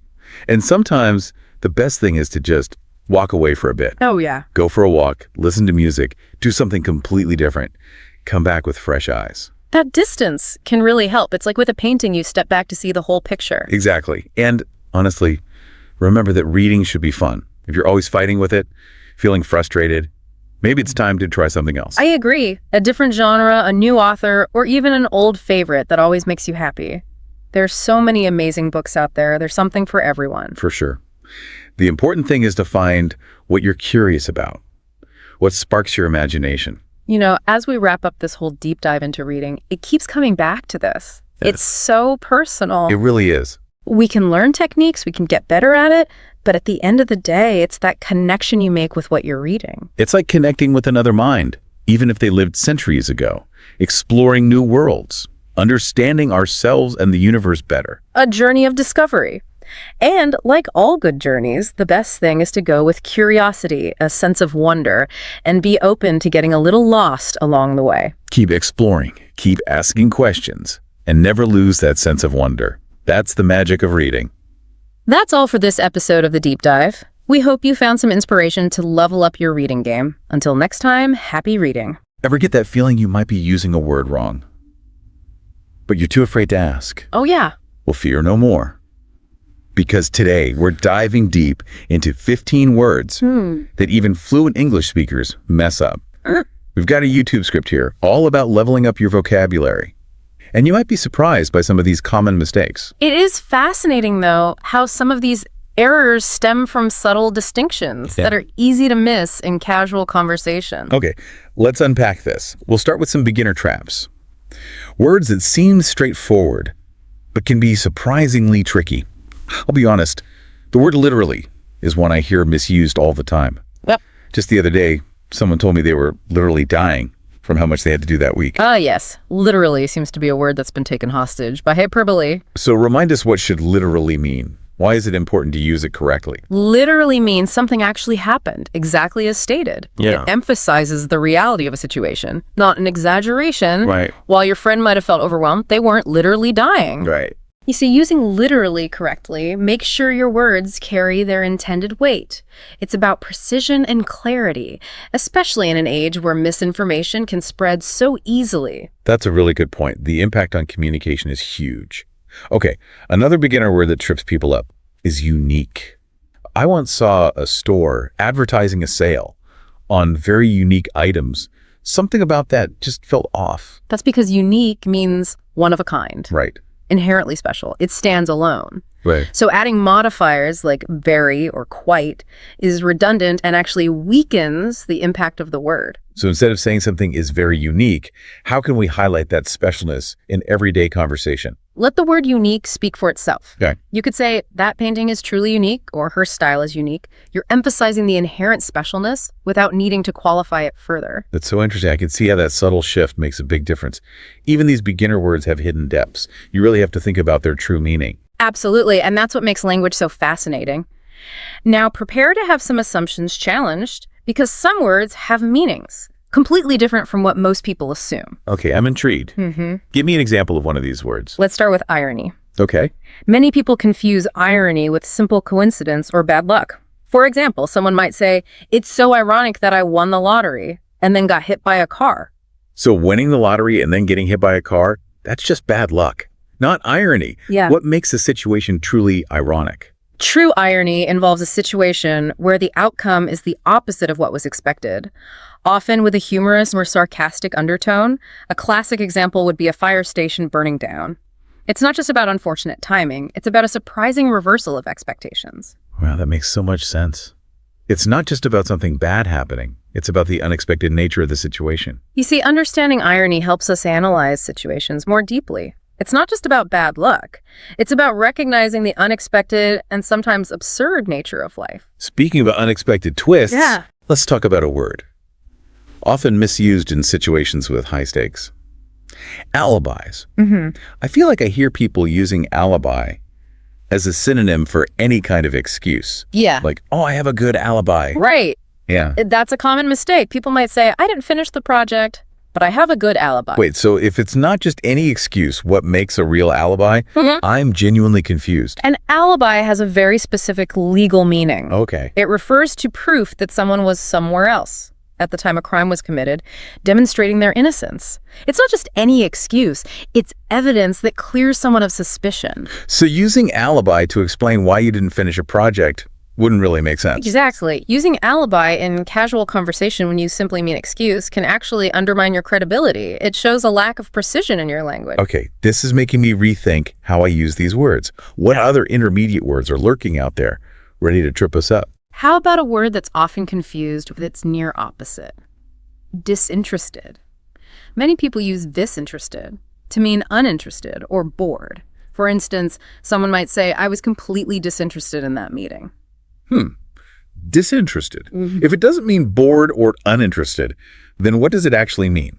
Disinterested actually describes someone who is impartial or unbiased, free from personal stake or interest in a situation. A good example would be a judge who must remain disinterested in the outcome of a case. Okay. They can't be swayed by personal opinions or biases. So if I wanted to say that I found the meeting boring, disinterested wouldn't be the right word to use. Precisely. In that case, uninterested or bored would be more accurate. Right. Disinterested implies neutrality and objectivity. It's about being impartial, not uncaring. I never realized how a single word could completely change the tone and meaning of a sentence. It's all about understanding those subtle but powerful nuances. Absolutely. And that's what we're here to explore. Are you ready to be bemused by the next word? Bemused. Okay, you've definitely got my attention. What's so tricky about this one? People often think bemused means amused or entertained. Okay. You might hear someone say, "I was bemused by his silly jokes." So if bemused doesn't mean amused, then what's the real meaning? Bemused actually means puzzled, bewildered, or even slightly confused. Think of it as a state of mild perplexity, for example. You might be bemused by a riddle you can't solve, Well, or a strange event you don't fully understand. so it's not about laughing at a joke. It's about that feeling of, wait, what just happened? That makes a lot of sense. Imagine someone watching a magic trick, Right. their brow furrowed, a slight smile playing on their lips. Yeah. That's bemusement. It's not amusement, Yeah. but a fascinated perplexity. Okay, now I'm really starting to understand the difference. Uh-huh. Bemused is a much richer word than I realized. Mm-hmm. It's about that space between amusement and confusion. Exactly. And these subtle distinctions can make a big difference in how your message is received. Are you ready for our final intermediate word? Bring it on. I'm ready to tackle anything. All right. Let's explore a word that's often misused to describe something grand or impressive. Enormity. People often use enormity to emphasize the sheer size or scope of something. You might hear someone say, I was overwhelmed by the enormity of the project. That's how I usually use it. But I have a feeling it doesn't quite mean what I think it means. What's the real meaning? While enormity can relate to size, its primary meaning leans towards something more serious and weighty. Okay. It often refers to extreme wickedness, outrageousness, or the sheer gravity of a situation. Right. Particularly in a moral or ethical context. So it's less about physical size and more about the weight of the implications. Precisely. For instance, if you were discussing a horrific crime, you might speak of the enormity of the act to emphasize its moral depravity and the severity of its consequences. Wow, that puts the word in a whole new light. It's not just about something being big, it's about something being profoundly impactful, often in a negative sense. Exactly. It's a word that carries a lot of weight, both literally and figuratively. Okay, we've covered a lot of ground already. And I'm starting to feel the enormity and the true sense of the word, of all these linguistic nuances. What's next on our journey? Next, we'll be venturing into the realm of advanced words, where the nuances become even more intricate. Are you ready to level up your vocabulary even further? Absolutely. I'm eager to see what other linguistic gems await us in this deep dive into words. Right. It'd be great. Awesome. Fasten your seatbelts, because these advanced words can be real brain twisters. They're the ones that often pop up in intellectual discussions or professional settings, and misusing them can unfortunately make you sound less credible. Okay, I'm ready to face the advanced word challenge head on. Let's start with one that I've definitely struggled with in the past. Decimate. Decimate is fascinating because its common usage has drifted quite far from its original meaning. People often use it as a synonym for completely destroy, like saying the hurricane decimated the coastal towns. Yeah, I've definitely heard it used that way. But if it doesn't mean to completely destroy, then what does it actually mean? Decimate has a very specific historical root. It comes from the ancient Roman practice of punishing mutinous troops by killing 1 out of every 10 soldiers. So the original meaning of decimate is to reduce by 1/10, not to obliterate completely. Wow, I had no idea. That's a pretty grim origin story for a word. So using decimate to describe the total destruction of a town wouldn't be quite right. Exactly. It's a case of hyperbole overtaking precision. While the impact of a hurricane can be devastating, it's unlikely to literally reduce a town's population by exactly 1/10. This is why I love these deep dives. You uncover these hidden layers of meaning that we often miss in everyday conversation. It's like learning a secret code. This word's bloody history reminds us that language carries the weight of the past. Even today, decimate suggests a severe calculated reduction, not total destruction. Okay, what other advanced words are waiting to be decoded? Let's tackle one that often gets misused in academic circles: peruse. Peruse. I'll admit I've been guilty of using this one incorrectly myself. I always thought it meant to quickly skim through something. That's a very common misconception. In reality, peruse means to read thoroughly and carefully. It implies a close and attentive examination of a text, not a hasty glance. So if I said I perused the report before the meeting, it would mean I'd given it a very close read, not just skim the headings. Precisely. Using peruse correctly conveys a sense of diligence and attention to detail. It suggests you've really absorbed the information. This is another one of those aha moments. I'm realizing that using these advanced words correctly can signal a certain level of intellectual rigor. It shows you're not just skimming the surface. Exactly. It's about choosing words that accurately reflect the depth of your engagement with the topic. All right, bring on the next advanced word challenge. I'm feeling more and more confident with each one we tackle. Let's see if you can crack the code on this one. Nonplussed. Nonplussed. This one seems tricky. I've heard it used to describe someone who's calm and collected under pressure. Like, even though the presentation went wrong, she remained nonplussed. That's a clever guess. But it's actually the opposite. Nonplussed describes a state of being surprised and confused, often to the point of speechlessness. It's that feeling of being caught off guard and unsure how to react. Wow. So it's almost like being speechless with shock. Exactly. Nonplussed implies a momentary loss of composure, a sense of being bewildered. It's that deer in the headlights feeling. That makes so much more sense. I can see how misusing this word could lead to some awkward situations. Indeed, it highlights the importance of understanding the nuances of these advanced words. They can have a big impact on how our message is perceived. Okay, what other advanced word adventures await us? I'm ready to expand my vocabulary horizons. Let's explore a word that often gets used in a way that diminishes its true impact: Plethora. Plethora. I usually think of this word as meaning a lot of something in a positive way. Like there was a plethora of fun activities to choose from at the festival. That's a common interpretation. But plethora carries a slightly different nuance. While it does mean an abundance of something, it often implies an excessive or overwhelming amount. Okay.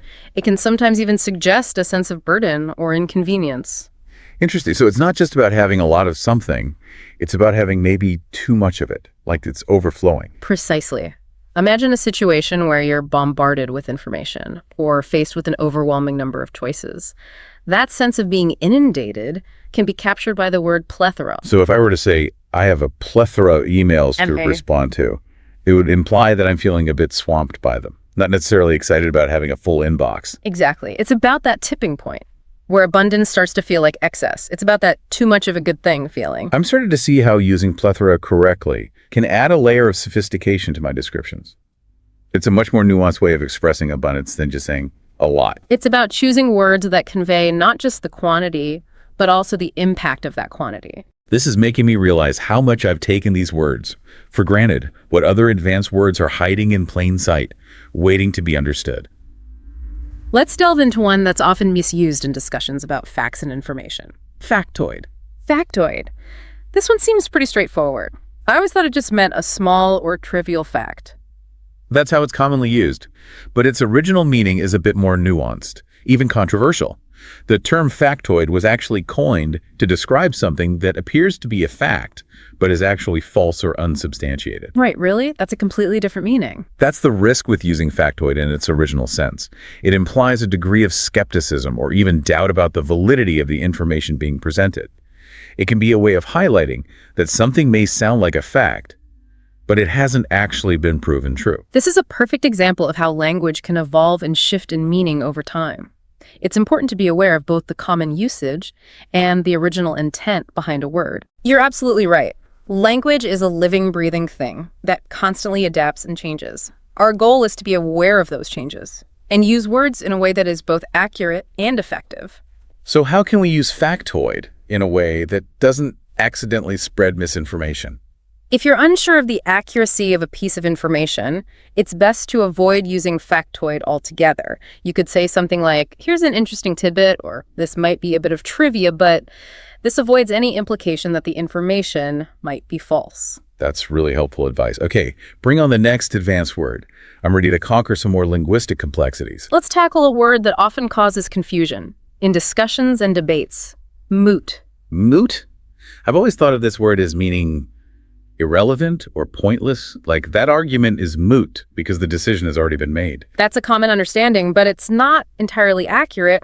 While moot can relate to something that's no longer relevant, its original meaning is a bit more nuanced. It originally referred to a matter that is open for debate or discussion. So if a topic is moot, it's not necessarily pointless. It just means there's room for further discussion or consideration. Precisely.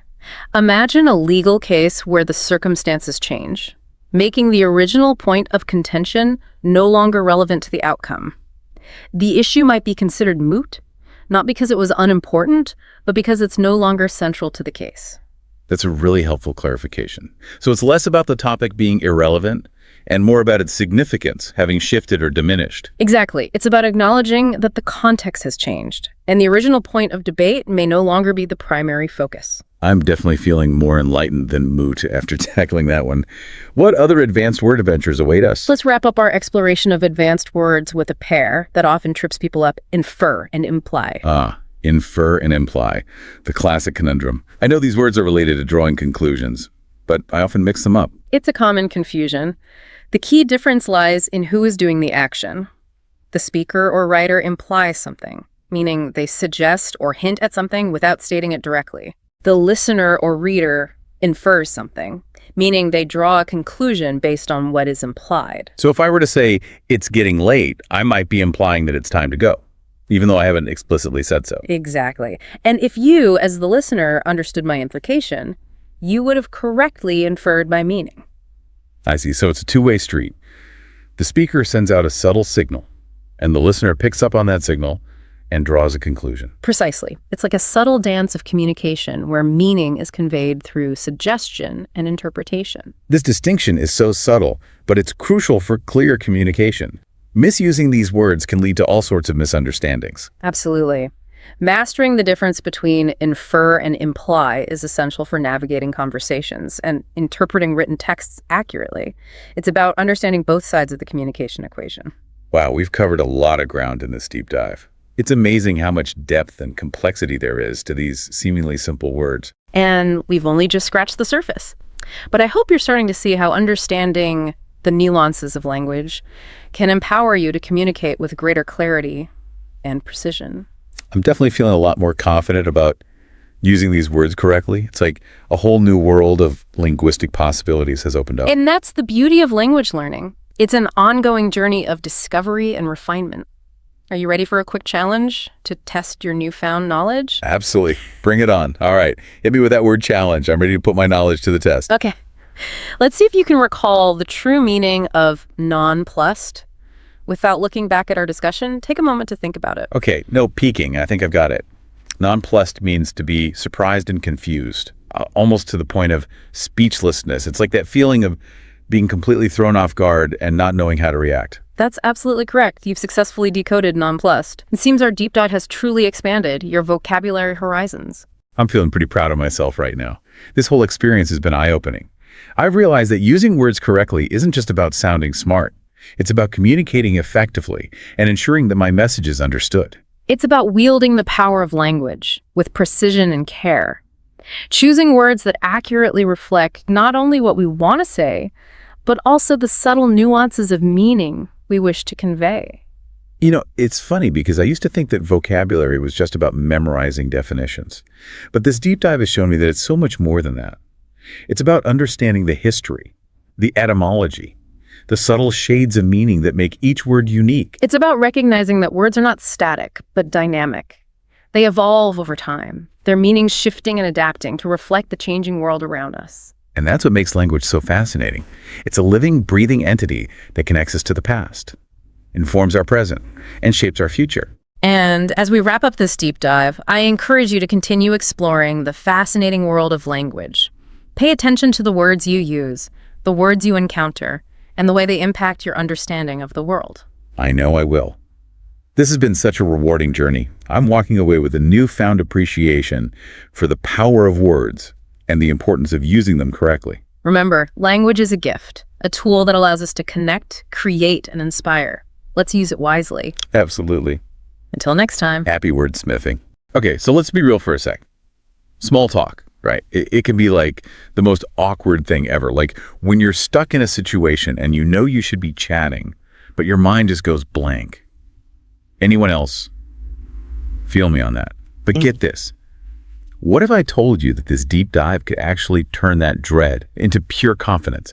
And we're going to do it using a source you'd never expect. A video script, get this, for people learning English. I know, right? Sounds a little out there. But seriously, this script is full of stuff that goes way deeper than just language. It's like a secret masterclass in how humans connect, hidden inside an English lesson. Okay, I gotta admit, when you first mentioned this source, I was kind of like, how can something for total beginners help someone who's already fluent? That's fair, totally. But the cool thing here is, by breaking small talk down into these simple steps, it actually shows you the psychology behind how we connect. Like, it's a cheat sheet for building rapport, even if you never needed help with English in the first place. So it's more about understanding the, deeper game, not just memorizing lines. Exactly. For example, the script makes a big deal about greetings and weather talk, stuff we might think is just filler.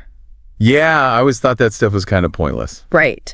But they actually serve a super important purpose. Like, humans are literally wired to bond over shared experiences.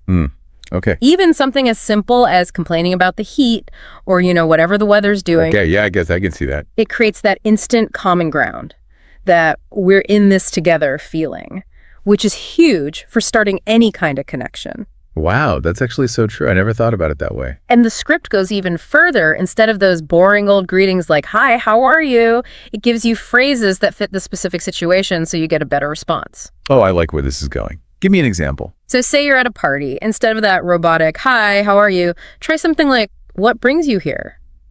Way more interesting, right? Way more. It's like you're actually interested, not just saying words. Exactly. It shows you're paying attention, and they actually get to share something about themselves.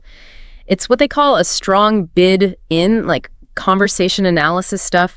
Each thing we say is a bid to connect. Ooh, I'm digging this bidding concept. So we're all just out here trying to make the strongest bid to connect. Totally. And this script is giving us all the winning moves. Another one they have is instead of just saying nice weather, you could say something like, this weather's crazy, right? It's like inviting the other person in on the joke. I like it. Yeah. So it's making small talk feel, I don't know, less robotic.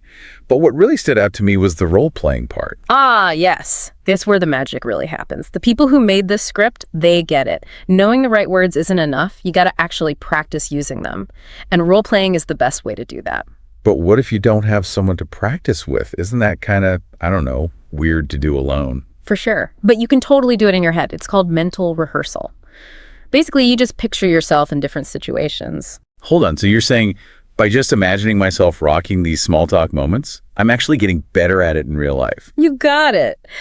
Might sound a little strange, but neuroscientists have found that when you rehearse something mentally, your brain fires up the same way it does when you're actually doing the thing. No way. That's so cool. It's like training your brain for social situations, like a cheat code for confidence. I'm already feeling less terrified about networking events or, just parties in general. It's crazy, right? How powerful our brains are. Like, this script really shows you how to use that power to, level up your social skills. I like that, level up. So we've talked about greetings, weather talk, even practicing in your head. What else does this script have up its sleeve? Okay, so one thing that really impressed me was the questions. They go way beyond those typical boring questions like, where are you from? Or what do you do? The usual suspects. Yeah, those can be so snooze fest sometimes. Right. Instead, they give you all these questions that are actually interesting, designed to, spark real conversations. Okay, I'm all about those real conversations. Tell me more. Give me the good stuff. So instead of asking, what do you do? Which can feel kind of like a job interview, they suggest asking, what do you like to do for fun? I mean, that's a classic for a reason, right? It gets people talking about what they're actually passionate about. Exactly. It's like you're inviting them to show you their real selves, not just their LinkedIn profile. And if you really want to go deeper, you could try something like, what's the most interesting thing you've done lately? Ooh, I like that one. It's like a sneak peek into their adventures. You might even discover you have some cool stuff in common. Totally. Plus, it shows you're actually curious about them, not just trying to fill the silence. And they even have specific questions for different situations. Like, if you're at a dinner party, you could ask, have you tried any good restaurants lately? Perfect. Everyone loves talking about food. Instant conversation starter, right there. It's true. It's something we can all relate to, like enjoying a good meal. Okay, so we've covered greetings, weather talk, asking interesting questions, even mental rehearsal. But what about when you're ready to, make your escape? Does the script help with that too? Yeah, like how do you end a conversation without being rude? Don't worry, they got you covered. They have a bunch of different closing phrases depending on the situation. From a simple, it was nice talking to you, to something more like, hey, we should grab coffee sometime. Oh, I love that they include those follow-up suggestions. Yeah. Sometimes you really do click with someone, and it's good to have a way to, keep things going. Exactly. It shows you're confident and interested, which is always a good look. And even if they can't meet up, it still leaves a good impression. They'll remember you as someone who actually wanted to connect. Yeah, it's like planting a seed, right? You never know where those initial conversations might lead. What about those times when you just need a quick, casual exit, though, like you're running late or something? No problem. They have those too.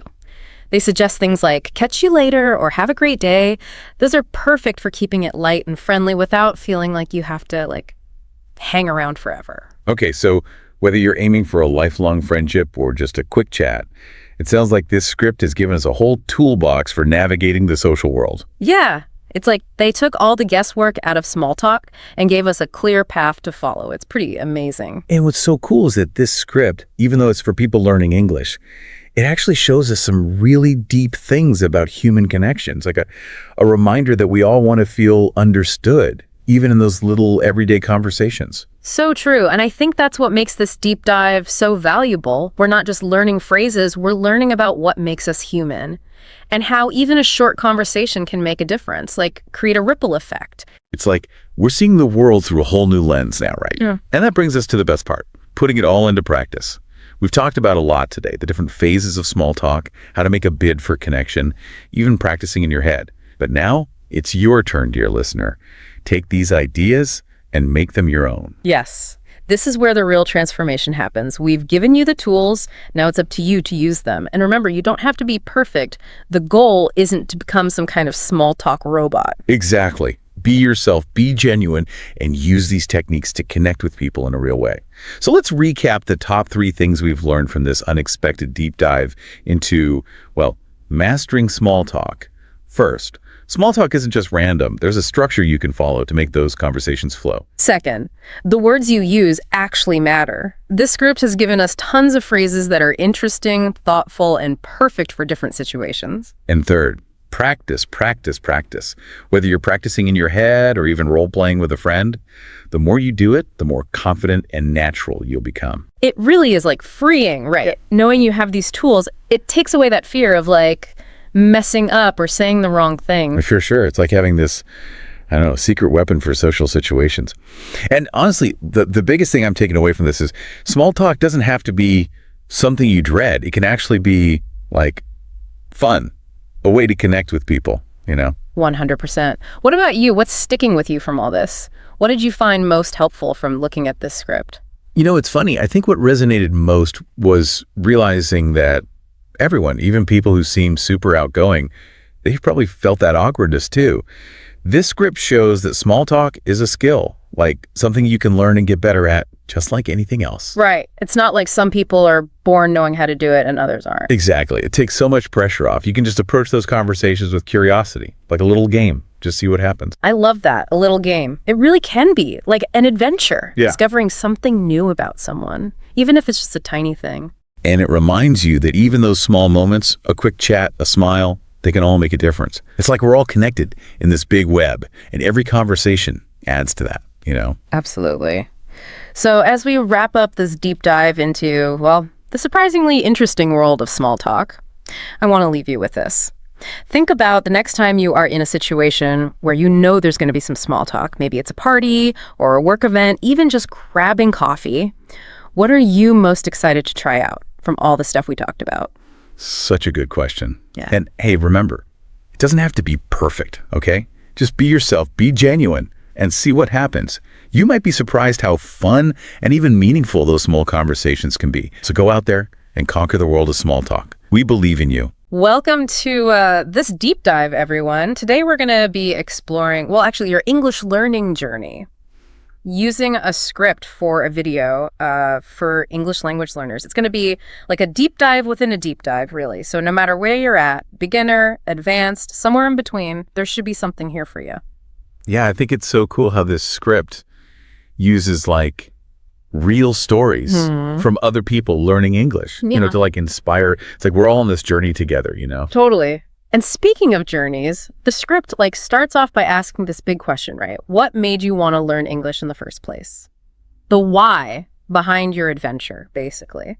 They give this example of a learner, Anna, and her goal was she just wanted to watch TV, without subtitles. And what I thought was so cool about that was it was totally, coming from her, she just wanted to do it, not because someone told her she had to or anything. Right. Those are the best reasons, Right. when it comes from inside. Yeah, for sure.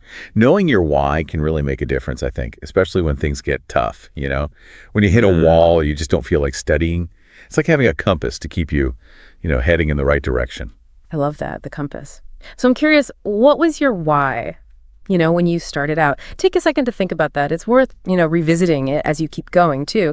Now, the script also digs into how, where you are can affect your learning. It gets that not everyone can be, surrounded by English speakers all the time, but it kind of challenges us to get creative. Yeah. This story about Raj really stuck with me. He lives in this village where literally no one speaks English. And so he basically turned his whole house into this learning tool, sticky notes everywhere, using English for everyday stuff. It just proves you don't have to be in some English speaking country to learn it well. It's amazing, right? Talk about resourcefulness. He didn't wait for the perfect situation.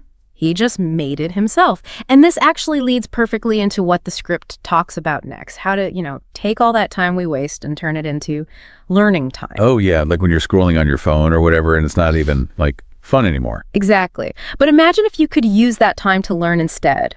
The script mentions Maria, and she would spend like 30 minutes every night on, I think it was TikTok, and she swapped that for English learning videos, and guess what? In just a couple of weeks, her vocabulary like exploded. Wow. See? Totally doable. And what's even cooler is you can do this throughout your day, right? Like when you're commuting, waiting in line, even just doing chores. You can listen to podcasts, use apps, just sneak in little bits of English here and there. Yeah, just make it a part of your life, The more you can do that, the more natural it all feels. Exactly. The script then kind of switches gears and talks about common mistakes that can, slow you down. And this is where I think your expertise is going to be so helpful. One of the first things it mentions is like getting too hung up on grammar, to the point where you're not even really speaking. It's easy to just memorize all the rules, but language is really about talking to people, right? Absolutely. Grammar's important, don't get me wrong.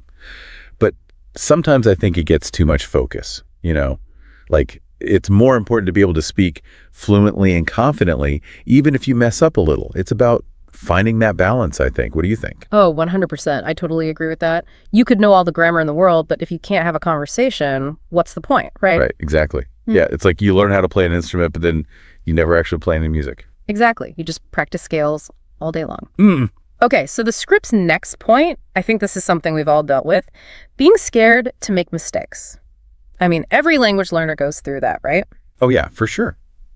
But I think it's so important to, change how we think about mistakes. They're not like failures. They're actually like feedback. Yeah. Each mistake is a chance to learn and get better. Yeah, that's a good way to look at it. It takes the pressure off, And this kind of leads into the third mistake they talk about in the script, which is not practicing regularly.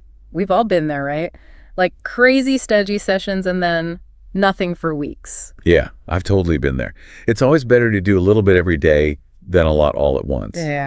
It's like you wouldn't go to the gym once a month for 8 hours and expect to see results. You got to be consistent. So true. Short, consistent workouts, that's the key. Like the script mentions this learner who went from like these huge study sessions every now and then to just doing 30 minutes a day every day. And they saw way more progress. It's amazing, right? How much difference just a little bit each day can make. Yeah. Our brains, they actually learn better that way too, through repetition and like slow exposure, not cramming. So instead of trying to do it all at once, just find little ways to fit English into your day, right? Exactly. Okay, let's switch gears a little bit and look at what the script says about, learning English if you don't live in an English-speaking country. Yeah. Which can feel like a huge obstacle, but the script has some pretty encouraging examples. Yeah, I was really interested in that part. It comes back to what we were saying before about creating that immersive environment, even without actually being around English speakers. And technology can really help with this, right? Totally. Like apps for language exchange, online forums, even streaming services with subtitles. There's so much out there. Right. Like in the script, they talk about Marco from Spain, and he basically made like his own little English world at home, reading news in English, watching English YouTubers, even talking to friends online from other countries. Wow, that's awesome. It's like bringing the English-speaking world to you. You don't even have to get on a plane. Exactly. Which leads perfectly into the script's like final challenge, focus on output. Yeah. It's not enough to just understand English. You got to use it, by speaking or writing. Yeah, that's where the real learning happens, I think. Getting out there and actually using the language.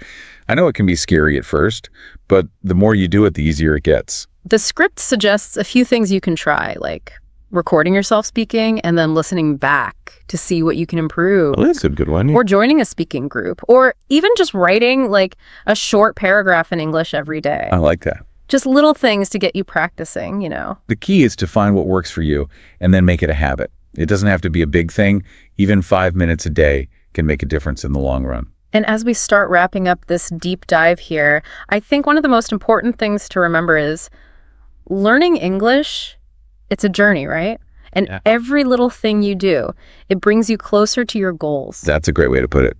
It's not about being perfect. It's about making progress. I mean, we've talked about so much, right? Like from that whole why thing to making your own little English world.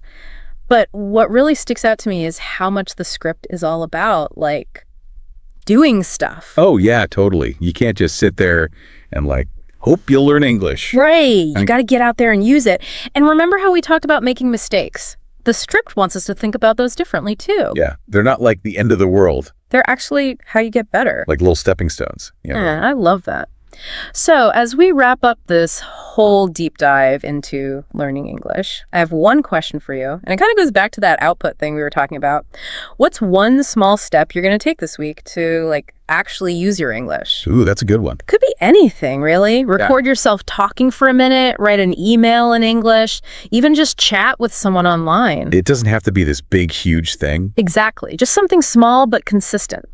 Like we were saying before, 5 minutes a day, it all adds up. We've explored a ton of tips today and heard some pretty inspiring stories. I bet there are a few that really resonated with you. Oh, yeah, for sure. So think about those and how you can use them in your own learning. And remember, learning English, it should be fun, not a chore. Totally. It's an adventure. Embrace those challenges, celebrate how far you've come and never stop exploring. Happy learning, everyone. Okay, so ready to dive into something kind of interesting? Always. All right, so this masterclass script we found claims it can get you to advanced English fluency. Oh, wow. In just 1 hour. Okay. Pretty bold claim, right? Yeah, an hour to fluency. Yeah, so we're going to break it down, see if it lives up to the hype. That's good. Maybe you're someone who's prepping for a presentation or just brushing up on your English skills. Or maybe you're just curious about language learning hacks. Whatever your reason, we're going to dig into this script, see what it offers. Unearth those nuggets. Exactly. Unearth the nuggets, see what it really has to offer. Yeah. And what I thought was interesting is right away, it kind of skips the usual grammar drills and vocab lists. Right. It jumps right into the practical stuff, how to sound more confident, how to adapt to different situations, really just connect with your language. I like that. That's a good approach. Yeah, I thought so too. It's very practical. Yeah, and one of the first things it encourages you to do is use contractions naturally. Oh, okay. Like saying, I've done it differently instead of, I would have done it differently. Yeah.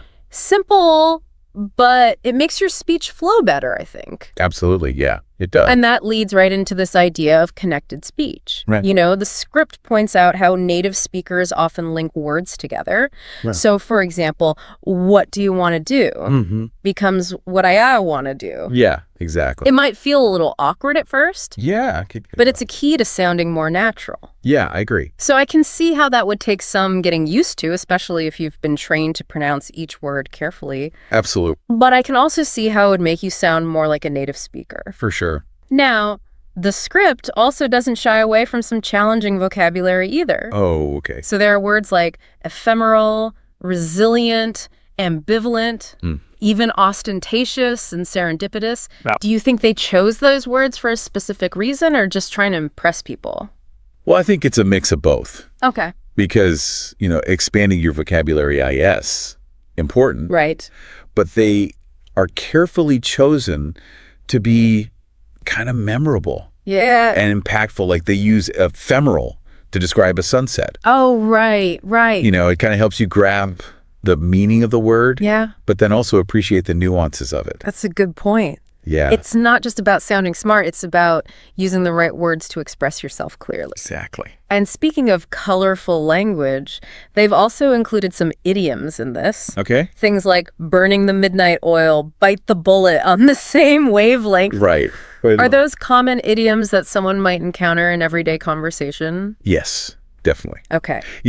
Idioms can be tricky because their meaning isn't always clear. Right. But they add so much personality and cultural flavor to your English. Like on the same wavelength is a good way to describe clicking with someone. Right, when you're just like, we get each other. Yeah, exactly. I like that one too. You could easily use that in conversation, whether you're networking or just hanging out with friends. Yeah. Okay, let's move on to something the script emphasizes quite a bit, pronunciation. Right. It's not just about saying the words correctly. Right. It's about intonation. Yes. Stress and rhythm. That's where it gets really interesting. Yeah. They even point out how just changing the stress on a word can change the meaning entirely. Yeah, like photograph versus photography. Exactly. Yeah, simple shift, but a world of difference. A big difference. It's amazing how much nuance there is to pronunciation. For sure. And the script actually encourages you to play around with it.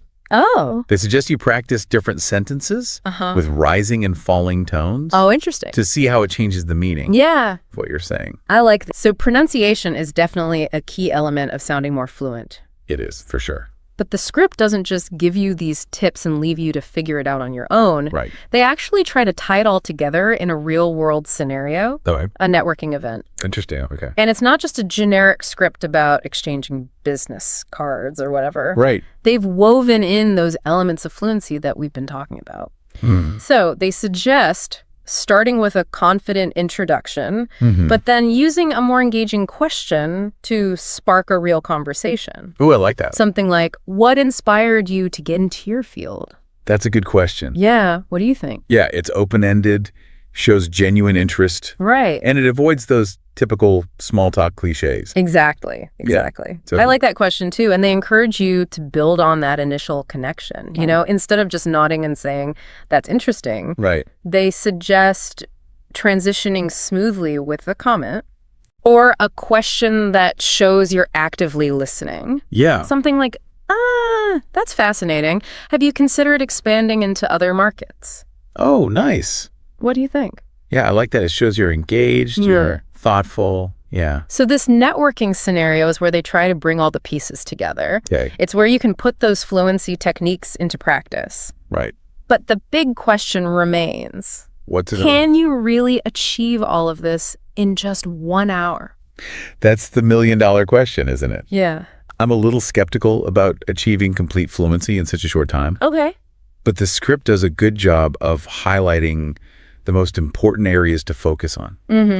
You know, I think it gives you a taste of what's possible, and that's a valuable starting point. So maybe it's more about giving you a framework, a set of tools and techniques that can help you continue to develop your fluency. It's like a jumpstart, not a complete overhaul. Yeah. What do you think? Yeah, I think it succeeds in that. Okay. The script is packed with practical tips and exercises. Yeah. And even if it takes you more than an hour to master everything, Right. you can start implementing some of these strategies right away. So it's not about instant fluency, Right. but about gaining valuable insights and building a solid foundation. Exactly. And speaking of building a foundation, I'm curious what the script says about practice and immersion. Yeah. After all, even the best techniques won't get you very far without consistent effort. You're absolutely right. Right. Fluency is a journey, not a destination. You've got to immerse yourself in the language as much as possible. Right. Speak fearlessly. Okay. Constantly reflect and refine your skills. So it's not just about completing the masterclass. It's about integrating these techniques into your daily life, Exactly. making English a part of your routine. That's the key. Okay, so we've covered a lot of ground in this first part of our deep dive. We have But there's much more to unpack. lots more. So stay tuned for part 2, where we'll explore even more tips and strategies for achieving advanced English fluency. Looking forward to it. Welcome back. So last time, we were talking about how this script emphasizes practical skills over rote memorization. Right.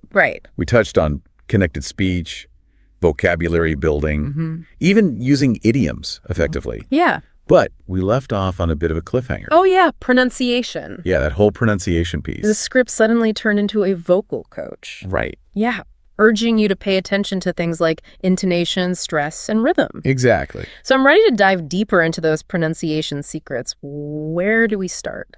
Well, we already touched on how word stress can completely change a word's meaning. Right, like with photograph versus photography. Exactly. Yeah. But the script takes it a step further. It highlights sentence stress as well. Oh, okay. It shows you how emphasizing different words within a sentence can dramatically alter its meaning. Okay, do you have an example? Of course. So they use the phrase, I didn't say H.E. stole the money. Okay.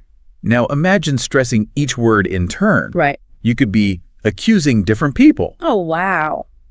or even denying the accusation entirely just by shifting the emphasis. That's pretty powerful. Yeah. Like it adds a whole other layer of meaning. Right. Yeah, beyond the words themselves. Exactly. And then there's intonation, Yeah. the rising and falling tones of our voice. Yes. So the script suggests practicing with simple phrases like, I can't believe it.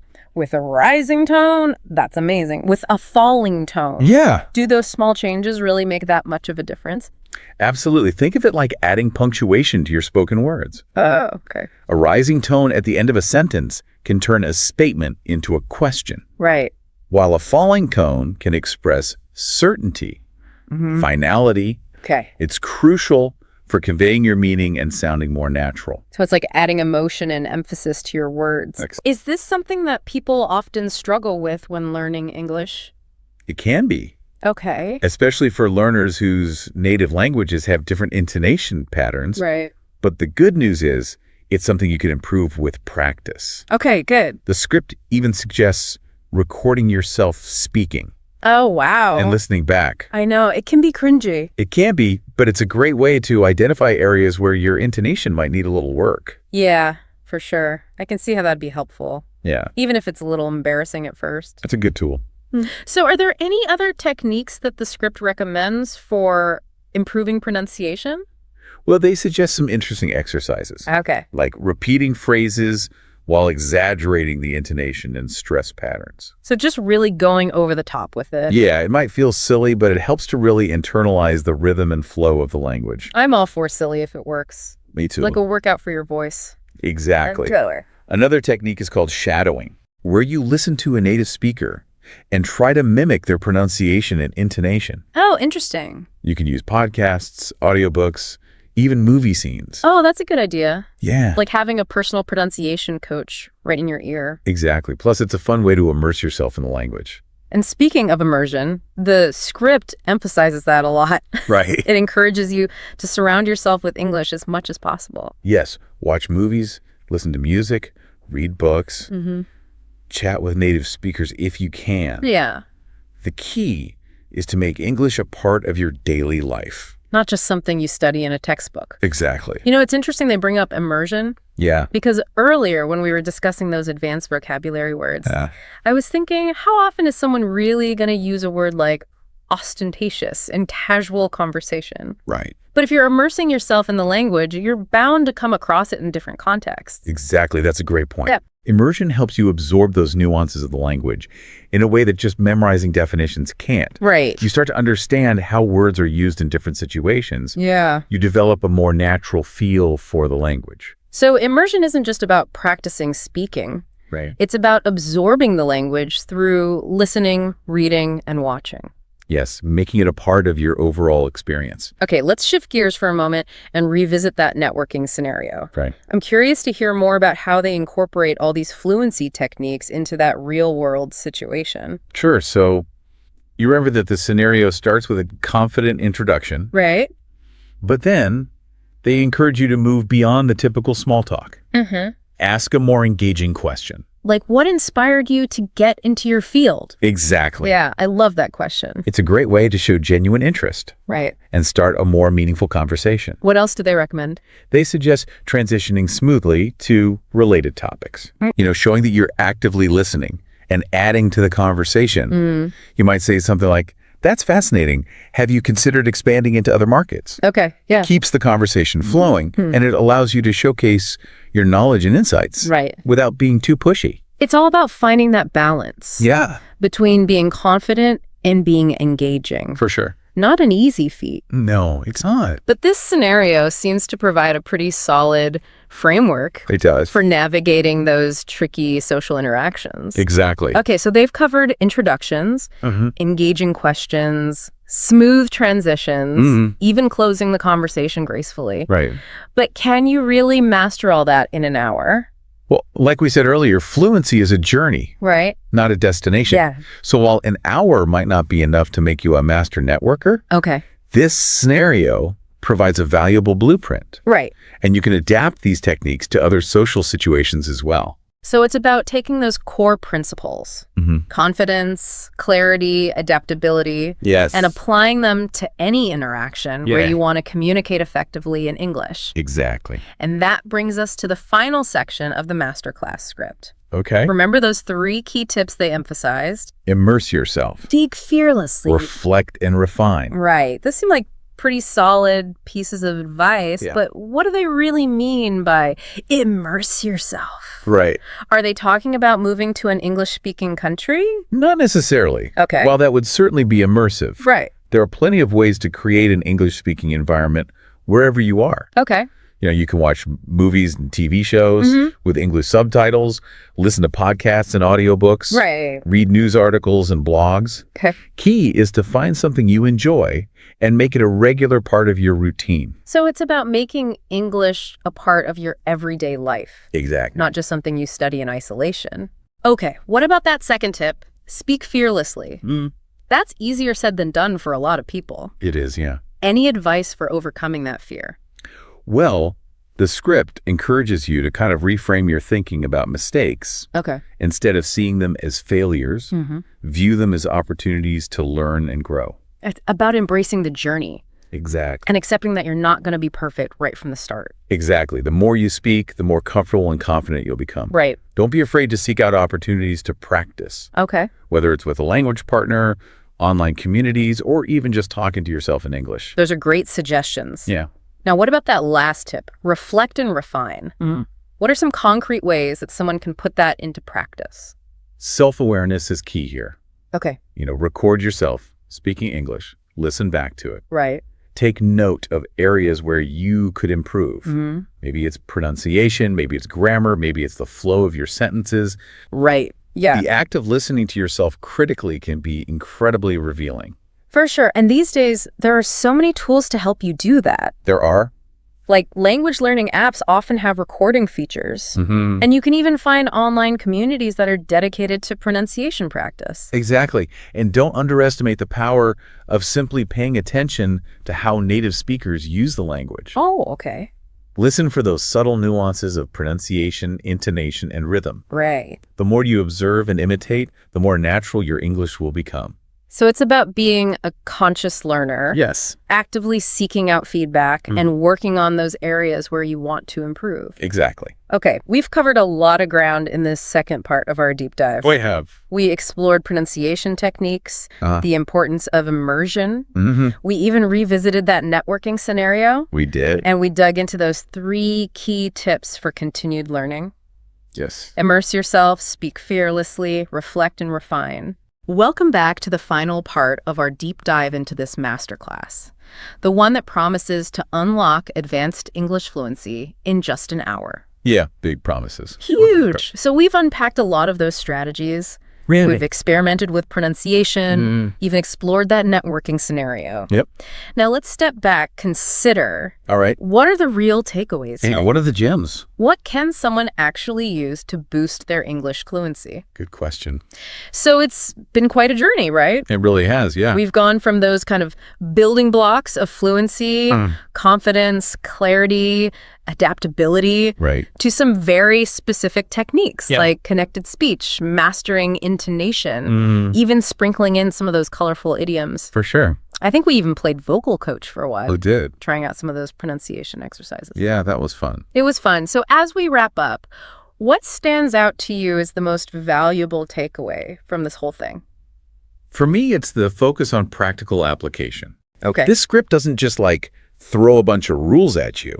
It gives you concrete examples, it encourages you to experiment, and it even puts you in a real-world situation. Yeah, like with that networking event. Exactly. Yeah. It's about taking those concepts and making them usable in your daily life. Yeah, it's not about reaching some level of perfection. It's about using the language to connect with others, to express yourself, to navigate the world around you. For sure. And it reminds you that fluency is an ongoing journey. It is. It's not a destination. Not at all. Early on, I was pretty skeptical about that whole fluency in an hour thing. Yeah, me too. But I have to admit, this masterclass offers a pretty solid springboard for anyone who wants to improve their English. Absolutely. It gives you a taste of what's possible and inspires you to actually take action. For sure. So for our listener who's been with us this whole time, taking it all in, what's the one piece of advice you would leave them with? I would say don't wait for perfection. Okay. Just start speaking. Right.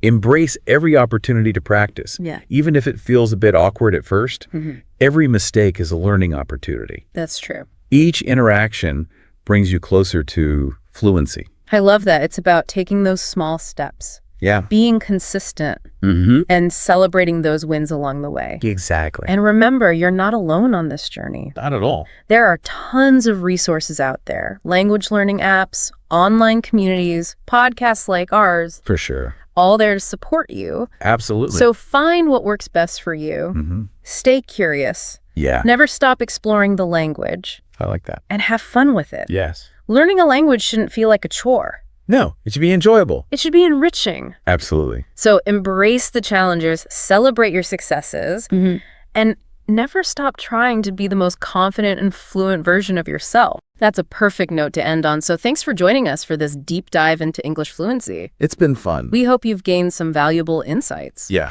And feel inspired to continue your own journey. Absolutely. And now that you've heard all this, what's one area of your English fluency that you're going to focus on? Until next time, keep practicing, keep learning, and keep those language fires burning. See you next time. All right, so are you ready to dive in?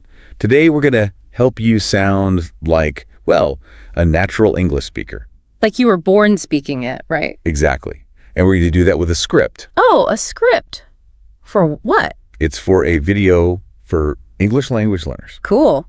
What's the topic?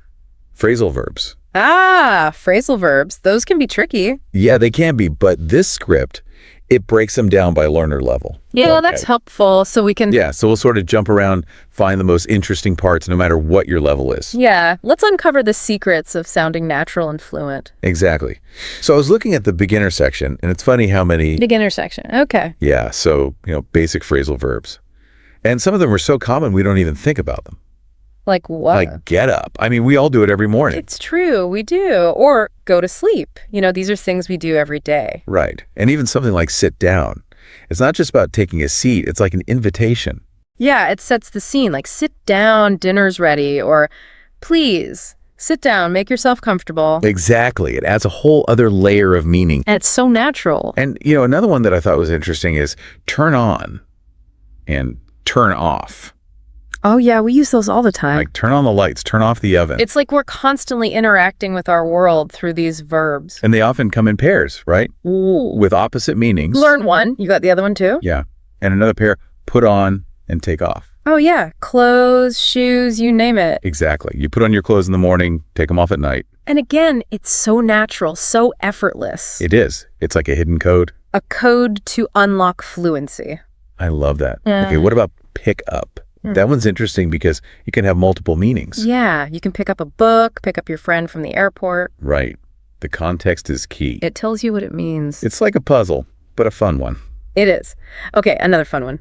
Look for. Everyone's always looking for something. Right. Your keys, your phone, that missing sock. Have you seen my keys? I've been looking for them everywhere. Exactly. And it's not just about physical objects. You can look for a solution to a problem, look for information. You're right. It's about a search, a quest. And we're always on a quest for something, aren't we? That's a great point. Okay, so we've talked about some pretty basic phrasal verbs. Yeah, just the tip of the iceberg. But now I want to get into some that add a bit more color. Yeah, let's spice things up a bit. Let's express some feelings, some opinions. Let's dive deeper. I'm ready. Are you? Let's go! It's amazing, right, how phrasal verbs can be so simple, but also so expressive. Yeah, it's like they add this whole other level of meaning. Exactly. Like give up, for example. Oh, yeah, give up. We've all been there. Right. That feeling of, I can't do this anymore. Like when I tried to make that 3-tiered cake for my friend's birthday, I almost gave up. Oh, no. What happened? The first layer, it just collapsed. Oh, that's frustrating. It was. I wanted to throw in the towel, but he didn't. Well, good for you, perseverance. But you see, that's what give up captures, that feeling. It does. Okay, what about run out of? That seems pretty basic. It does, but it's not just about having nothing left. It's like there's a sense of urgency. Urgency. How so? Like running out of time on a deadline. Oh, yeah, or running out of patience. Exactly, or even running out of gas in your car. That's a good one. Okay, what about call off? Is that the same as cancel?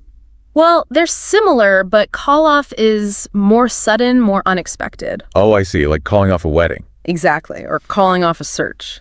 Wow, that does add a sense of drama. It does. It's like everything's changing. Okay, let's switch gears a bit. What about look after? That seems pretty simple. It does, but it's more than just watching something. It's about taking care of it, you know? Oh, like looking after a child or a pet. Yeah, or even a plant. You're responsible for it. You're right. There's a sense of responsibility there. Yeah. Okay. Now, this one I find interesting. Find out. Find out. It's like discovering something new. It is. Like a secret. Exactly. You can find out the truth, find out someone's secret. Or find out how a story ends. Right. It's all about that moment of revelation. It is. Okay, and speaking of moments, what about work out? Now, that one has multiple meanings. It does. You can work out at the gym. Right. Get those muscles working. Or you can work out a problem. Find a solution. Exactly. So versatile, right? It is. Okay, how about throwaway? It seems pretty straightforward. It does, but think about it. It's not just about getting rid of something. What else could it be? It can be about letting go, you know? Like throwing away old ideas, old habits. Wow, I never thought of it that way. It's like a fresh start. I like that. Okay, last one for this round. Catch up. Now, that one sounds pretty social. It is. It's about connecting with people, you know? Yeah, like catching up with friends. Exactly. Or catching up on work if you've been away. Oh, right. So it can be social or professional. It can. It's about bridging that gap, whatever it may be. I like that. Okay, so we've covered some pretty interesting phrasal verbs so far. We have, and we're just getting started. I know. Are you ready for the advanced level? Bring it on. I want to see what other gems we can uncover. Okay, let's dive in. Okay, so we're back and ready to tackle some advanced phrasal verbs. The big leagues. I know, right? But honestly, looking at some of these, I'm a little intimidated. Oh, which one's got you stumped? Well, like put up with, for example. It just seems so negative. It can be, yeah. But sometimes you need to express that feeling, you know, like tolerating something. Okay, I see what you mean, like putting up with noisy neighbors or something. Exactly. Or a long commute, or even bad weather. It's about dealing with those less than ideal situations. Okay, that makes sense. What about bring up? That one seems a bit more, I don't know, delicate. It is. It's about introducing a topic, but in a smooth way. So not just blurting something out. Right. Like if you want to talk about something sensitive, you bring it up carefully. Right. I get it. Okay, now this one I always struggle with. Back out. Does it always make you sound unreliable? Not necessarily. It can mean changing your mind, but it doesn't always have to be negative. Oh, really? How so? Well, imagine you agreed to go to a party, but then you get sick. You have to back out. Oh, right. So it's not like you're breaking a promise. It's just a change of plans. Exactly. It's all about the context. Context is key. Yeah. Okay, what about step up? That one sounds more positive. It is. It's about taking action, taking responsibility. Like stepping up to a challenge. Exactly. Or stepping up to help someone. Oh, I like that. Okay, take over. Now that one sounds a bit intense. It can be. It's about taking control of something. I'm just taking over a company. Yeah, or even something smaller, like taking over the cooking when your friend's tired. Right. It's about being in charge. Okay, last one. Break down. That one seems like it has a million meanings. It does. A car can break down. A plan can break down. Even a person can break down. Wow. So many possibilities. It's amazing how one phrasal verb can be so versatile. It is, and that's the beauty of phrasal verbs. They add so much color and nuance to the language. I totally agree. Well, I think we've broken down quite a few phrasal verbs today. We have, and hopefully our listeners feel more confident using them. Exactly. Remember, it's all about practice and having fun with the language. Don't be afraid to make mistakes. That's how you learn. That's right. So, to all our listeners out there, keep exploring the world of phrasal verbs. And who knows, maybe you'll even discover some new favorites along the way. And if you do, be sure to share them with us. We'd love to hear about your phrasal verb adventures. Until next time, happy learning.